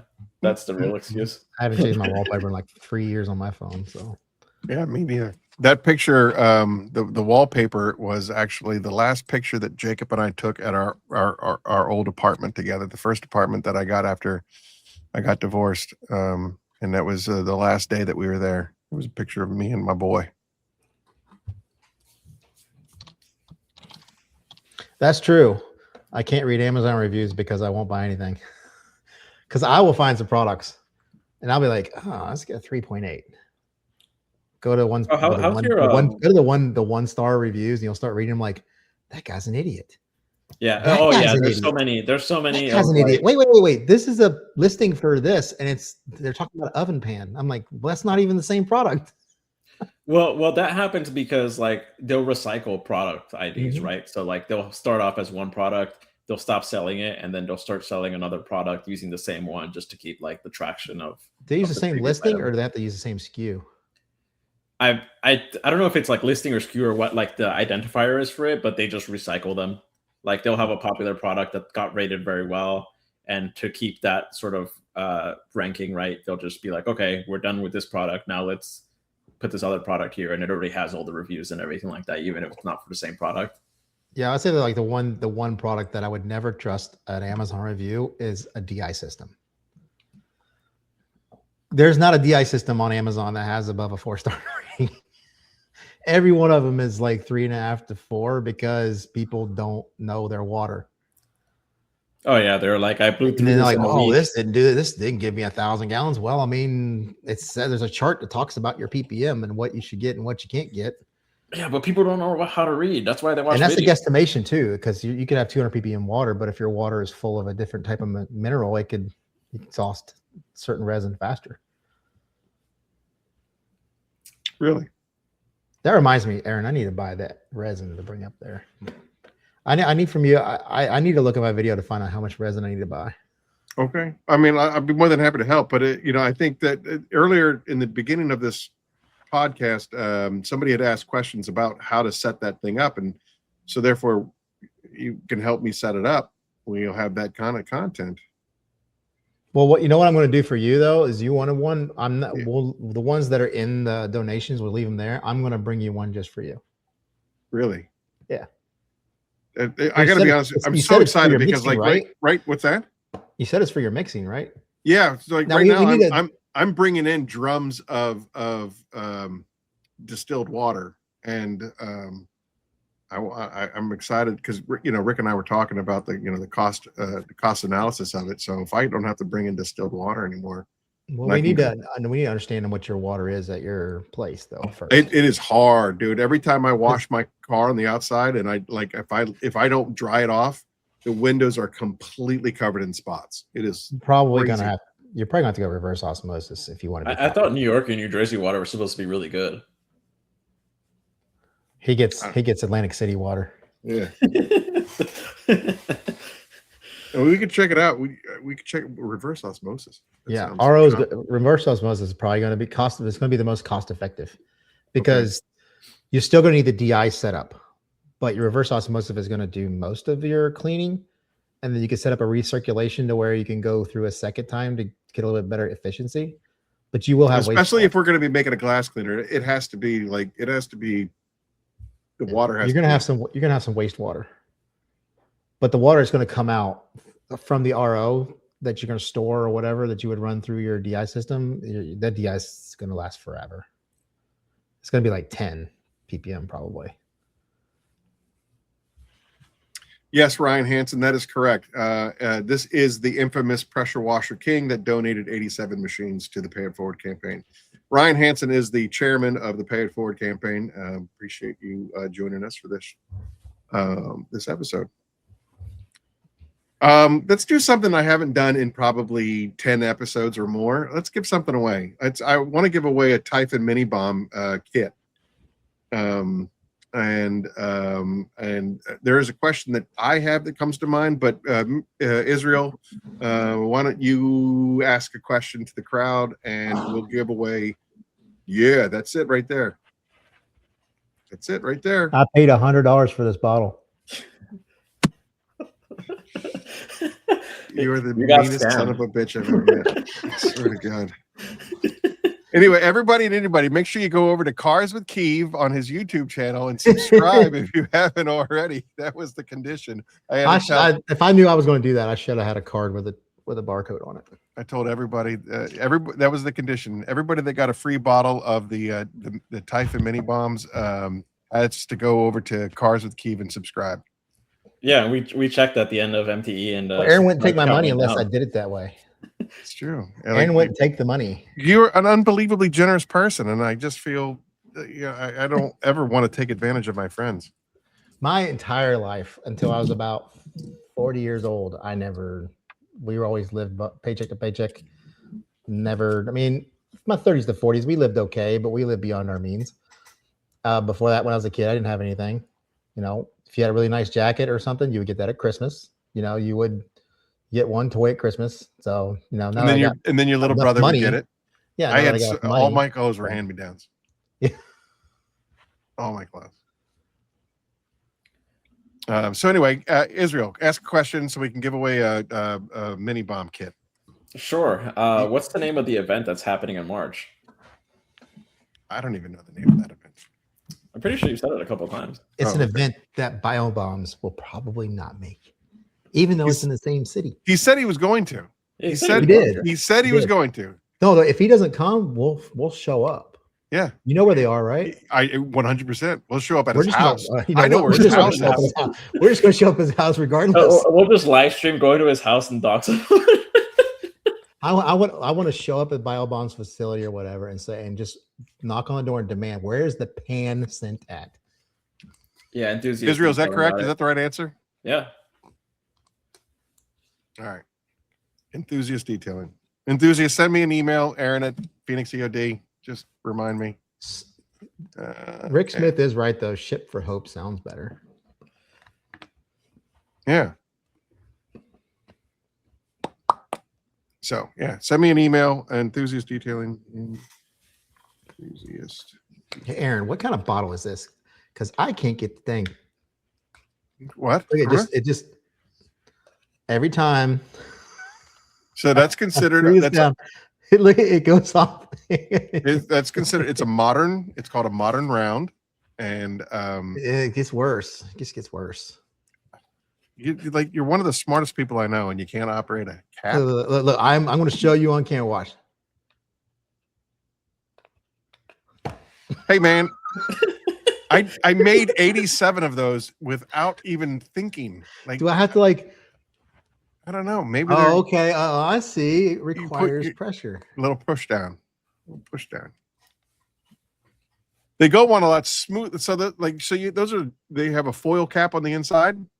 So they go down really, really easy when the foil isn't attached to the bottle yet.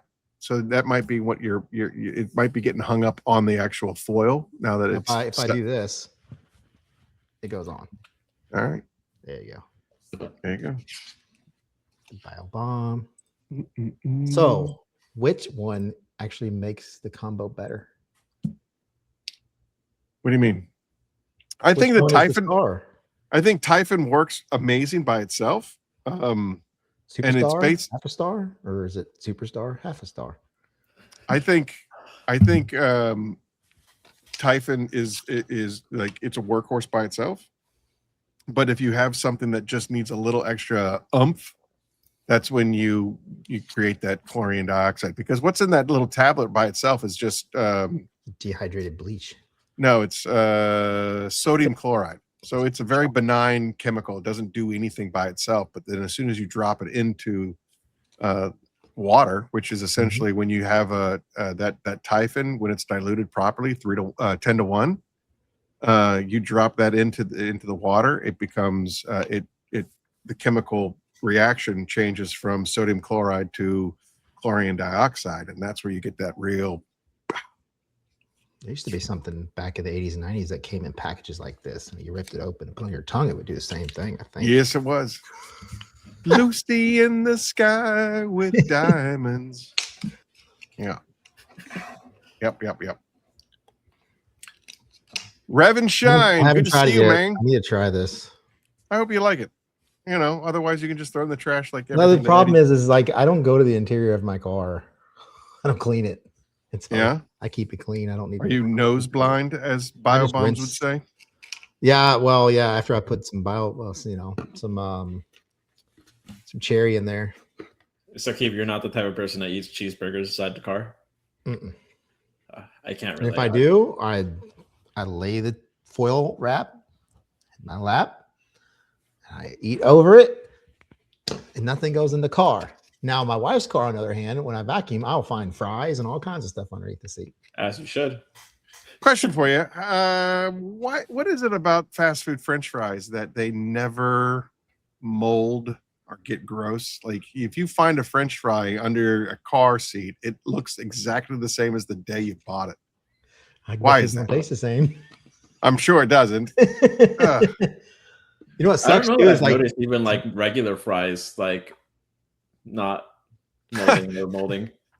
My wife's car is Fries- like a home shelf.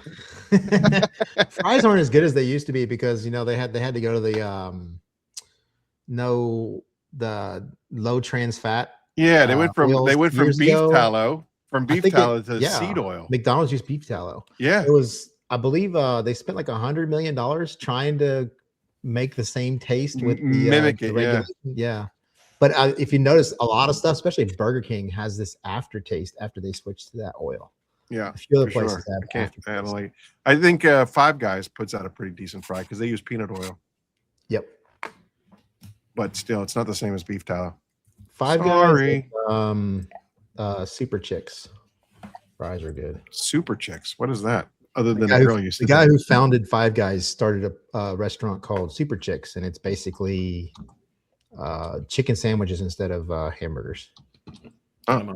I'm a big chicken. And sandwich they have closer to like a shoestring style, a little bit closer to say maybe a steak and shake, maybe a little bit Okay. bigger than steak and shake fry.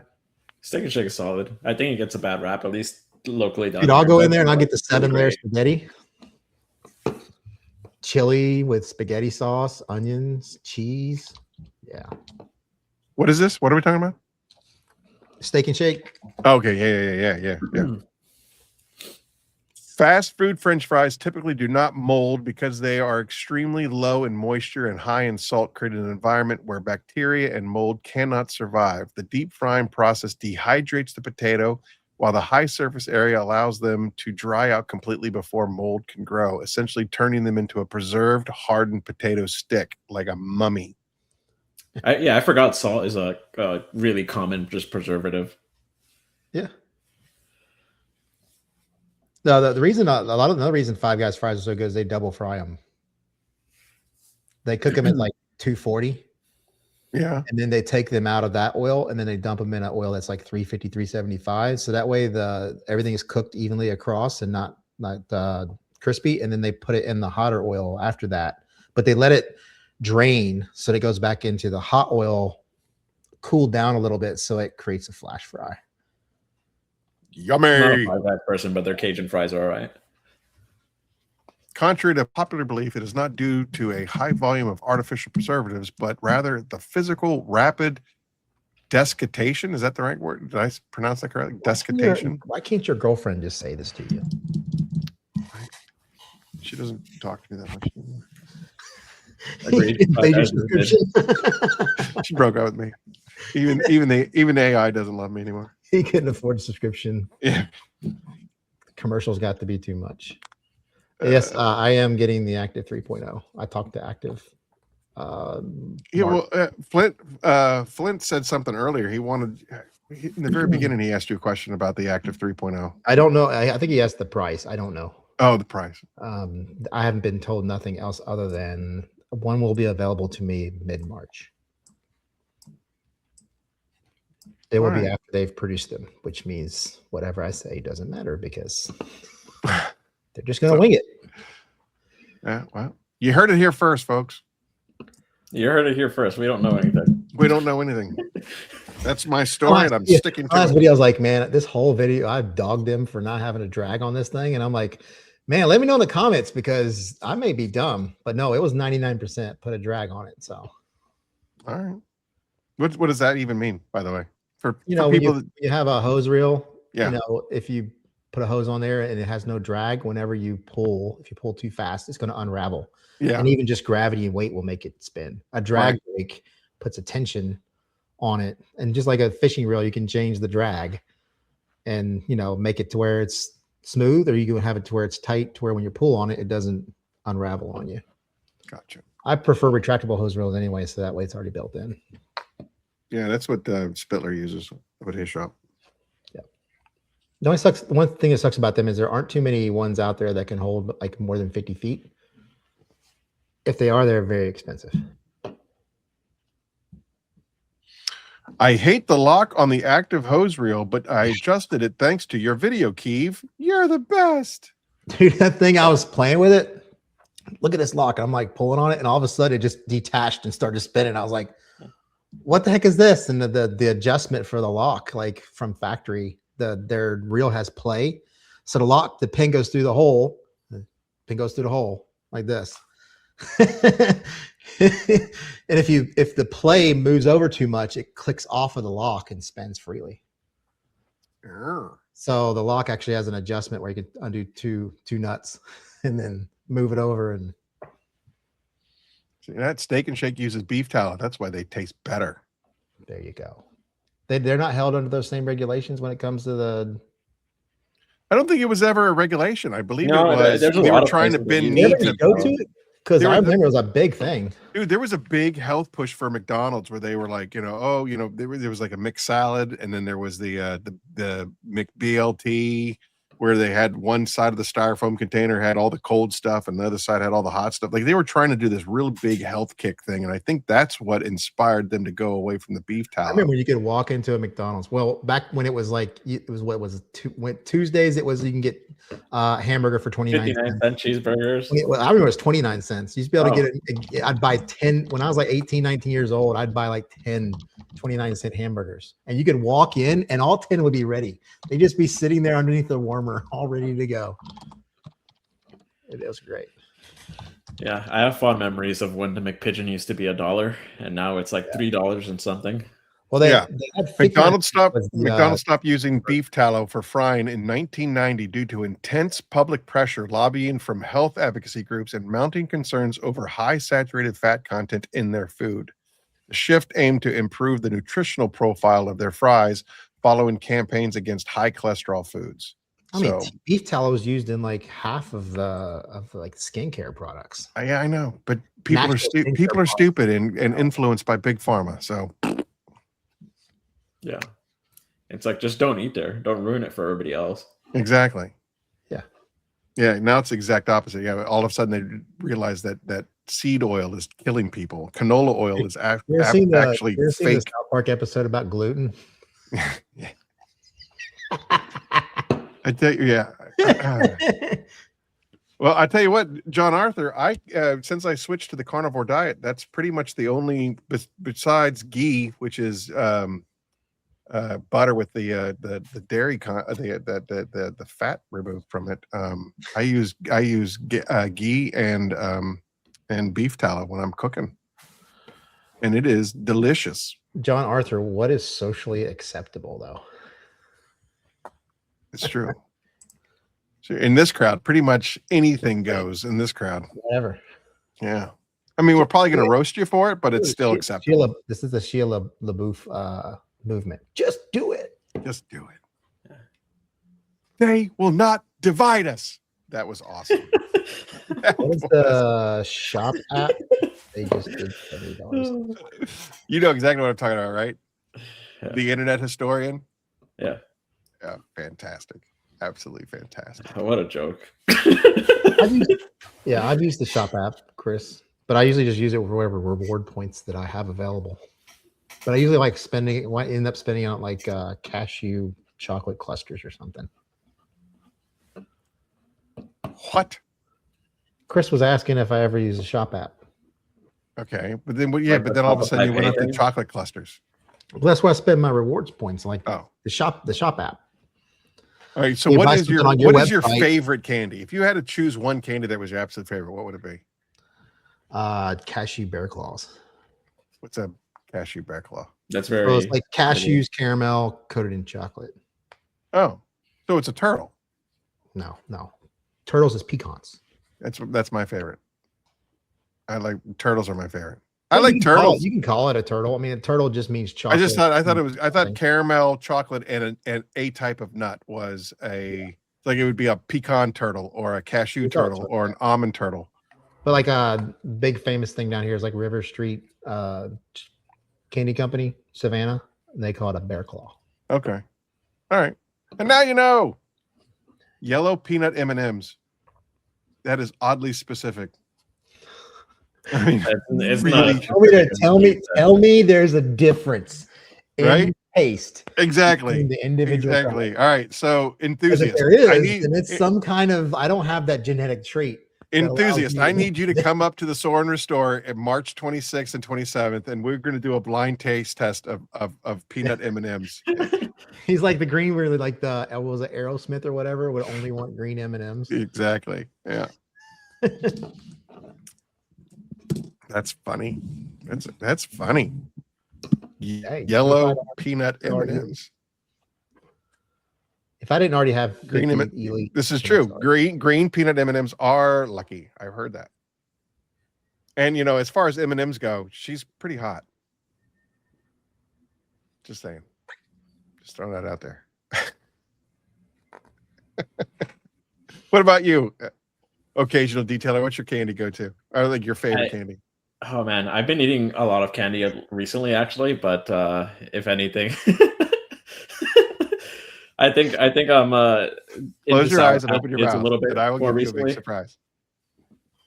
What? I'm sorry. You said I talked over you. I'm sorry. I want to retract my statement. Now I'm gonna have to go back and watch the show. Son of a bitch. No, I was saying Sour Patch Kids. Oh yeah. Yeah. Is that why there's an M&M package? Oh, is that why there's an M&M package in your bathroom? I also like that we're talking about fast food too. Is candy today doesn't taste like it did in the 80s and 90s. They did something to candy too. Yeah, I'm sure they did. I'm sure they, you know, like not just candy, like all kinds of things. You know, like little barrels of flavored water. Yeah. Back when in the 80s and 90s, that stuff was like sugar. Pure sugar. Yeah. It wasn't flavors, it was colors. Like a 10-calorie healthy drink. Like it wasn't like the things that were literally called jugs, right? Yeah, jugs. Yeah, and they weren't flavored. They were just colored. I want a blue jug. I want a red jug. Yeah, those were sick. We had like I used to go to the corner store all the time in New York and get them for a quarter. Concentrated flavor liquid inside of just a wax tube. You just chew on the wax tube. That's chewing the wax tube. That's right. Oh, speaking of which, you know what I miss? Like that was candy. Pixie sticks.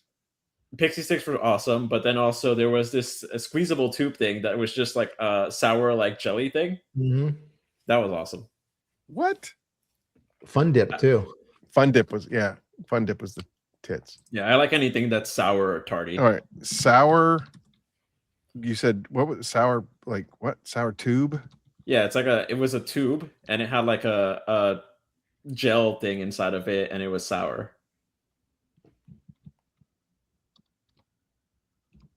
Be helpful if I knew how to spell. I would always get the blue one or the green one. Kids Mania sour ooze tubes. Zots. Zots are good. The funny thing about Zots, my wife just bought a 3-pound bag of Zots. She had bought a small bag, and my son's like, "Oh, that stuff's awesome." Israel, is it a Kids Mania sour ooze tube? Yes. I just Googled it as well. Yes, those were awesome. Huh. Apparently you can still get them, dude. Where? Dude, I visit corner stores in New York so much. They used to have so many different types of candies. Like right now it says Walmart. You can get a whole box at Walmart for $22.50. No, I go to the candy every time I go to Walmart. Well, you probably have to order it. Most of the stuff that I like, you have to order it and they'll deliver it and all that crap. That's the if you go to Walmart is trying to compete with. If you go to store Five Below, it's full of all kinds of candy from the 80s and 90s. Yeah, Walmart Pantry Full is where you have to go. I'm sure it's actually from the 80s and 90s too. Walmart Pantry Full on in stock online. Delivery is $8. That stuff doesn't go bad. Expiration dates are a suggestion. Come on. Salt has an expiration date on it. Here you go for you kids playing at home. Burp, beep, burp. Yonk. Burnk. There it is. Sour ooze. Never heard of it. Never seen it. Certainly never tasted it. Yeah, Keith in the missing comments out. has got Zots is good. I like Zots. What is I don't Zotz? know what that is. It's like a hard candy that has a filling in the middle that when it hits liquid, so it's in your mouth, it hits liquid, it kind of becomes like soda, baking soda and vinegar in your mouth. Chris M. But it's Charleston hard. So Chew and you're Milk saying Duds this is a were hard my candy, and then once it favorite. goes into your mouth, it kind of explodes. Cool thing It about doesn't Charleston explode. Chew It is just oozes out of the candy, but it's soury tasty. Charleston Chew, you could either bend it and chew it, or you could slap it on the table and it would shatter, and then you could eat the little pieces. I've never been really much of a sweet kind of person. I don't know. I've Recently, always- I've been getting a lot of YouTube suggestions for like candy makers. yeah. I've been watching like make the candy and stretch it on the hook and make the ribbons and stuff. And my wife and I have been buying the candy from them when it comes in stock because it's always sold out.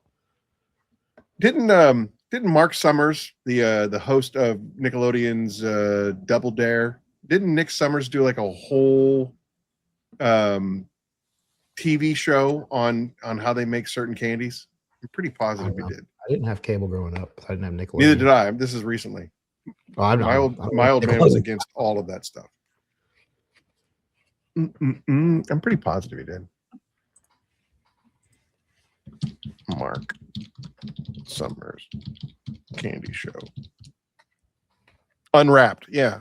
Hosted by Mark Summers on Food Network, 2001 to 2015, a popular TV show that explores the origins and production of secret, iconic American candies, snacks, and treats. The show features factory tours, behind-the-scenes looks at favorites like Hershey's, Snickers, and Jelly Belly.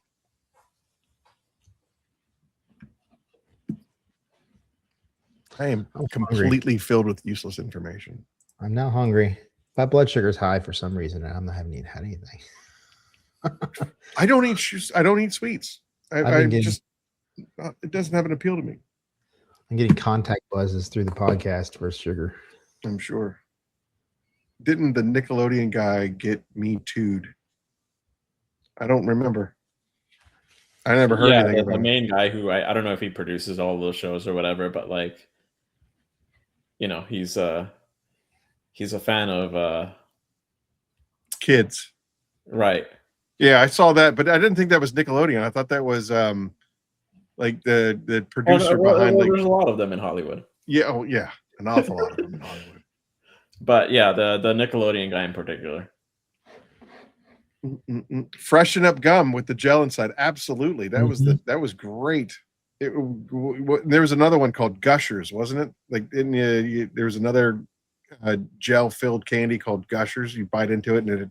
Oh yeah, those were cool. I used to have those a little bit. Still have them at the store. You can still get them.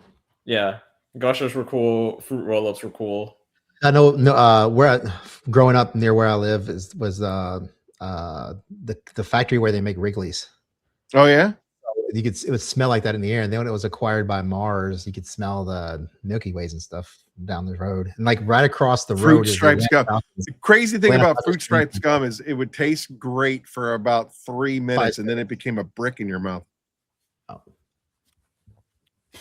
But yeah. I'm trying to think when I was my candy heydays. Charles, Baby Ruth was one of my favorites. I love Baby Ruths. Baby Ruth? Yeah, Baby Ruths. Seconds, 3 seconds. Yeah, exactly. Big League Chew, that was awesome. The big pouch in the shredded, like all the things that were great that tried to mimic adult tobacco products. So Big League Chew and candy cigarettes that you could blow. Candy cigarettes, yeah. The cigarettes that had the wrapper and it had powder in it. You blew into it and it'd shoot the powder out, and then you could bite it and it would become chewing gum. Bubble gum. Yeah. That what was that gum that in the wrapper you'd have like a little comic strip in it? Bazooka, right? Yeah. Yep. Damn. That wasn't gum, Aaron. I know. I saw it. What are you gonna do? You don't Anybody ever need no smoked teeth to Smarties? enjoy our beef. Anybody ever smoked Smarties? I know I have not. I don't You even know what snort- that means. What is I've heard that? of snorting Pixie Smarties. dust? You snort pixie dust? Yeah, Yeah, pixie yeah. sticks. You snort pixie sticks all Yeah. the time. But I don't know what smoking smart. You're gonna enthusiast. You're gonna have to expand on that, or I'll look it up online, I guess. We have gone off the rails. Who cares? Yeah, I think I didn't we're have an probably, agenda like, for tonight off anyway. track in terms of That's like- topics that we probably normally talk about, but I wouldn't say this is off the rails. The dimple I think in we've them. been very, All very right. tame in terms of what expectations were. All right, it says the dimple in the Smarties makes a good reservoir for liquid substances, which then permeate the candy. It wasn't the Smarties they were smoking. Read more. Okay. Smarties to smoke crack. It used to be a joke. There's no way. There wouldn't ever be an actual way to get high. I think this is ridiculous to think anyone was serious on smoking Smarties, apart from the fact that they get crushed up. Kids like to pretend as if they were smoking, hence the crushed part became the candy dust. Mhm.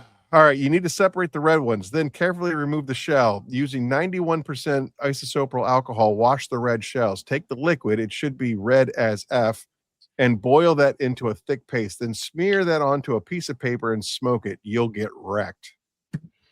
So it's like What? bath salts. What in the universe? People are bananas, man. Like, You'll get wrecked. you'll Dude, get everything's wrecked. so cool in That's middle what it school. says. I don't know. Do you want to be high or do you want to be wrecked? Good grief. I mean, man. think about it. There's people walking down the streets like zombies. So, I mean, More to the point, think about how much effort went into coming up with that concoction. Like, what are you doing, man? You should be applying to NASA, not smoking red Smarties. yeah, this podcast is getting flagged for sure. Oh yeah, okay. Hey, I'm just reading. I'm just reading. It's not my fault. And if it's anything like the podcast that you and Josh did with me, God, we didn't get flagged for that. You're making me say all Hey, kinds listen, of stupid things. Anytime you have salt and pepper hair in a video, it's Yeah. automatic. You either get out of jail free card, get whatever. Is that you what want. it is? We got a lot of problems with Josh's hair's gotten us out of a lot of problems. I'm sure it's not just his hair. I'm sure Point Break has a lot to do with it.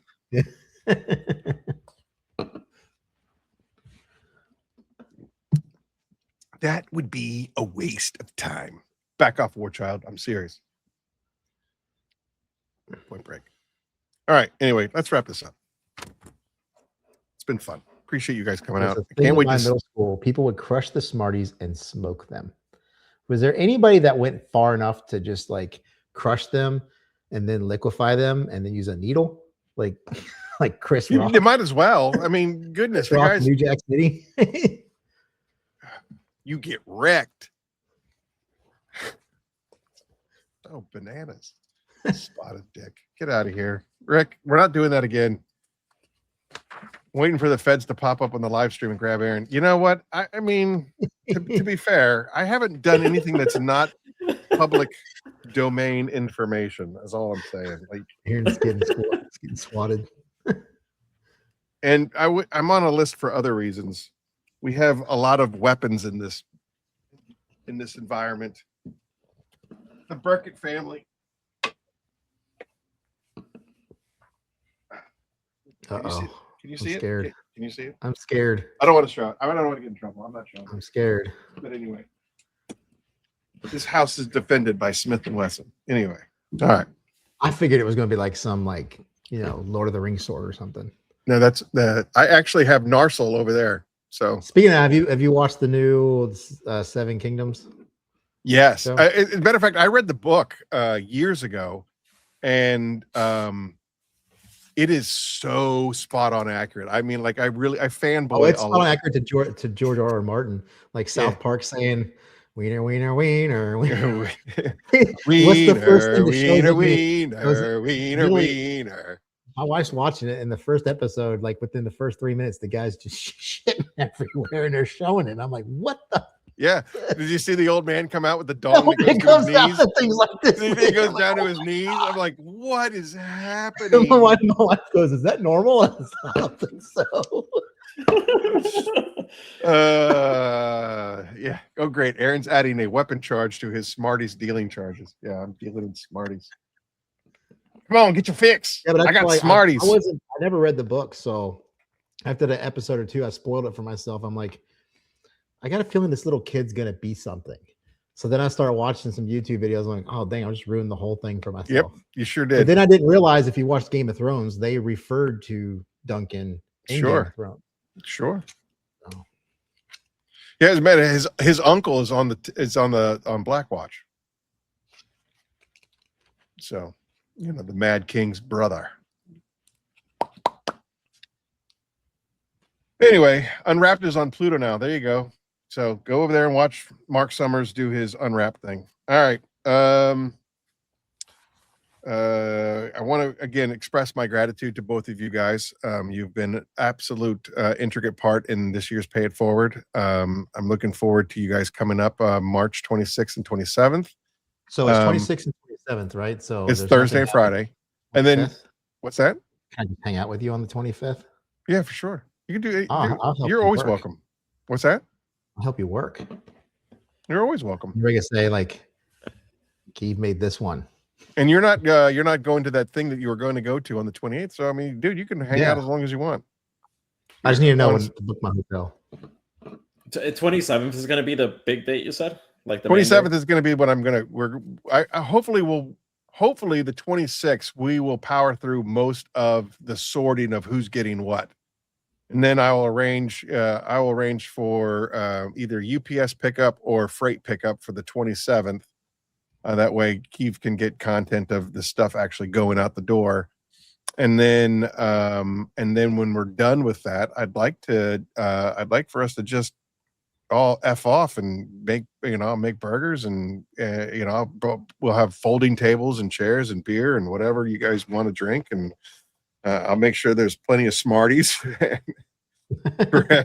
plenty of Smarties for everyone. Red Smarties. Red Smarties. I make sure that we sort out the red Smarties. Yeah, but again, the more the merrier. I've noticed that when more people hang out, it's a better experience for everybody. There's lots of stuff to talk about and hang out. I need to know where to stay. Like, where should I stay? Yeah, well, I was talking to Rick Smith about this. There's a lot of is the best. Yeah, well, that's the thing. We originally were going to have everybody come here to the house to do the barbecue because I got smokers and grills and the Blackstone. But again, after talking with Rick, I think we're just going to centralize everything to West Berlin. And there's West Berlin is kind of sits around all of like the affluent areas. So you have Marlton, Voorhees, Cherry Hill, those have really great all along 73. Route 73 is where like you'll find all the hotel chains are there, from Marriott's to Holiday Inns to everything like that. So I would what's that? Yeah, so I would aim for West Berlin, New Jersey, and kind of go around from there dependent upon rating status. But the warehouse, go do downtown Philly and then just get a rental and then just drive whatever the 20 minutes or 30 minutes it is to get to you. Yeah, for sure. Just to also, or I can come pick you up. That's also, I got no problem doing that either, Israel. If you let me know when your flight lands. I mean, Philadelphia International is only, it's 20 minutes from my house and 40 minutes from the warehouse. I'm driving, so. You're a man. I don't know how dude, you it's a good. If I can get there in less than 12 hours less, I'm driving regardless. Yeah. Do you not like planes, or what's why is your preference? I hate airports. I hate people at airports. I hate people on airplanes. Thank you, and thank you. I hate people in general. Yeah, 100%. I feel the same way. Like I had no problem driving down to Orlando and driving back from Orlando. Like for me, where I'm at, it's an hour to the airport, and the airport's on the way. So then it's a 5-hour drive to Orlando. It's literally how long it would have taken you to be an hour and a half early. Plane ride, this and that, and then I would have had my own car available. And not exactly. It's the whole reason why I drive home to my parents' house. You have to wait 2 hours to get on the plane. There's an hour flight, and then there's an hour drive to my parents' house from the airport. So I'm not doing that. And I can decide when I'm driving and when I'm leaving. I'm not stuck to a schedule of a flight. Correct. So if I want to stay an extra day, I stay an extra day. If not, then I'll leave that morning. If something happens, I'll leave that afternoon. Agreed. And quite frankly, I think the Patriot Act can kiss my ass. And I'm a big supporter of the Fourth Amendment and to the airports. A funny story about flying is a month after 9/11, we flew to Massachusetts from. Dude, then why aren't you coming down and hanging out? And I literally got the full on treatment. When I went through, I was wearing a pair of boots that had metal loops on them. And this is before the shoe bomber thing. So this is before they took your shoes. You had to take your shoes off. Yeah. So I go through, and man, I had two guys with they probably had M4s. They're just standing right next to me. There's other guys patting me down. They had to go through a second pat down check. And I'm like, what the frick is going on here? Yeah, not a fan. Not a fan at all. Sorry, but I just hate airports in general. Agreed. I don't mind flying at all. I just don't like the other 200 people on the plane with me. Yeah, and the ones that want to like walk through first class and then put their bag on my seat, because I pick the row behind first class because I want to be in that zone to where I'm guaranteed that my check-on bag, that my bag is going to make it into an overhead bin and not get checked. But no, this jerk off on row 30 puts his right above my seat. Then I have to go down 10 rows and put my damn bag and then come back. Well, there's a area above each set of 3 seats that is your 3 bags fit inside that bin. I don't understand how hard it is. I really don't. Yeah, I'm with you. The not this past SEMA, but the SEMA before, so I guess it would have been 24. SEMA's 24. I literally had to sit with my legs in the aisle because the behemoth of a woman beside me just spilled into both seats. And so like I had to turn sideways just so that I could sit without like being engulfed by her.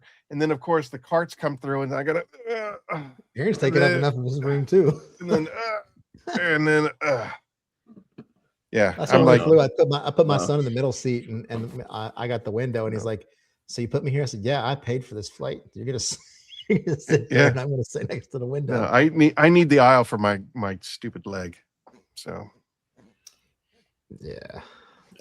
No, I don't care how I'll nudge elbows and just be like smothered and covered Aaron. Yeah, exactly. I felt like I was a Waffle House. And I was the hash browns at Waffle House, smothered and covered. Just I'm like, come on, man. All right. Anyway, you don't think flying out of Vegas? They made me take my shoes off at Vegas. See, Atlanta, you don't have to take your laptop out of the bag.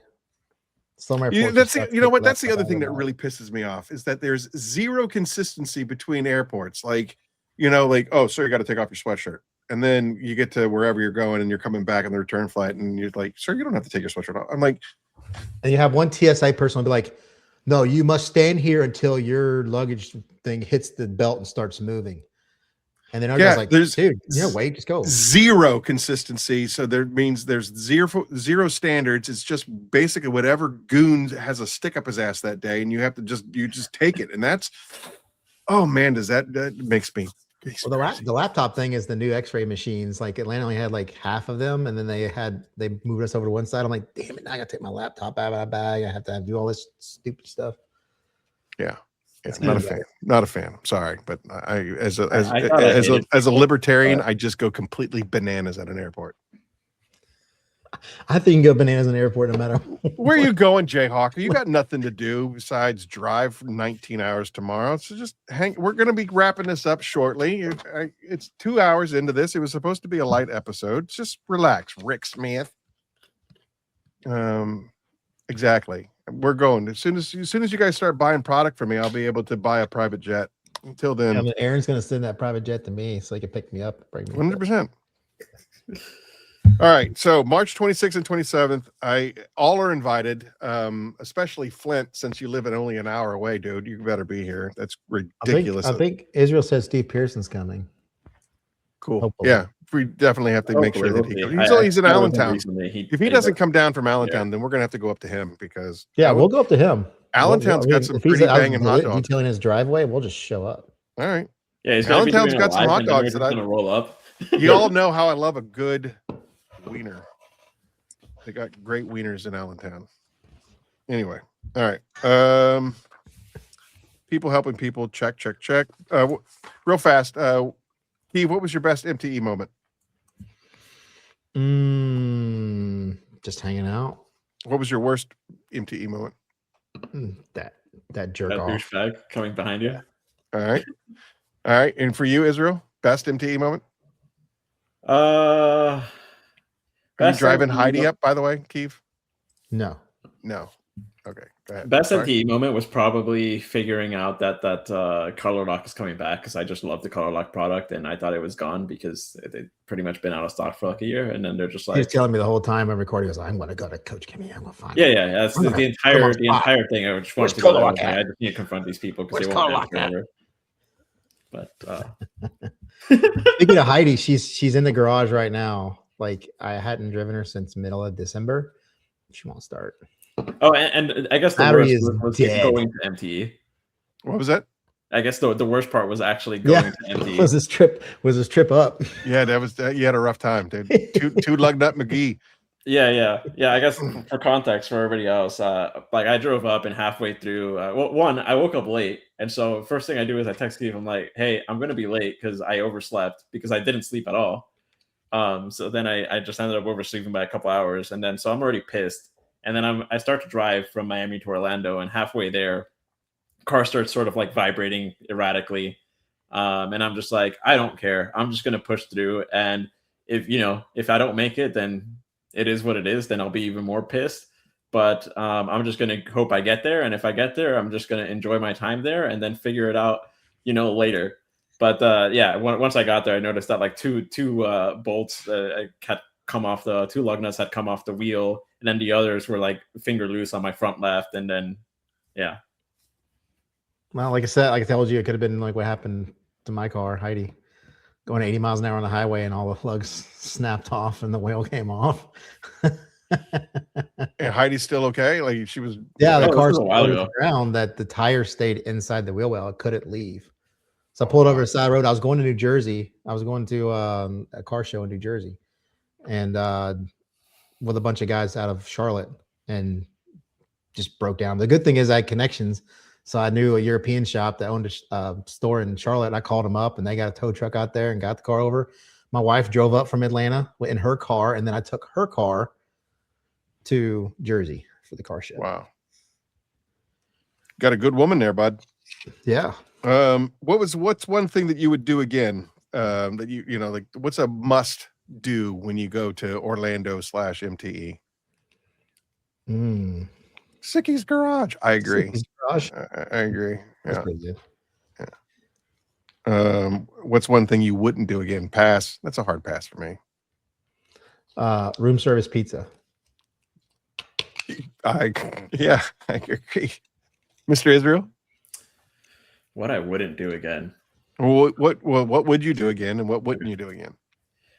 For sure, try to have dinner with as many folks as possible, right? So like Sicky's Garage, right?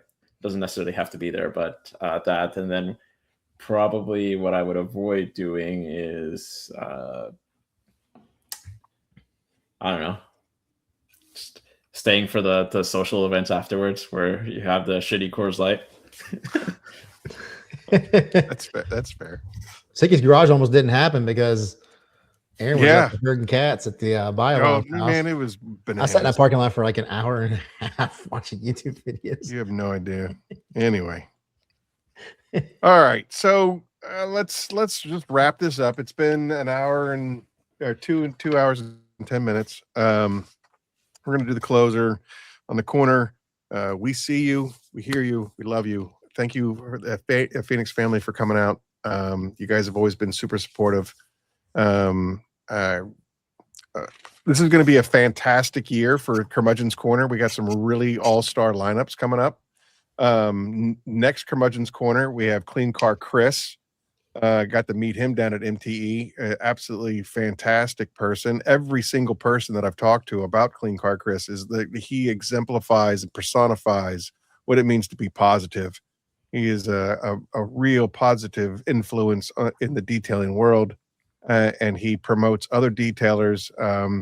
And I think that he kind of embodies a lot about what we do here as far as Phoenix is concerned. My mentor, Brian Spittler, where his belief was always there's enough for all of us. And I can't wait to get into it with Clean Car Chris.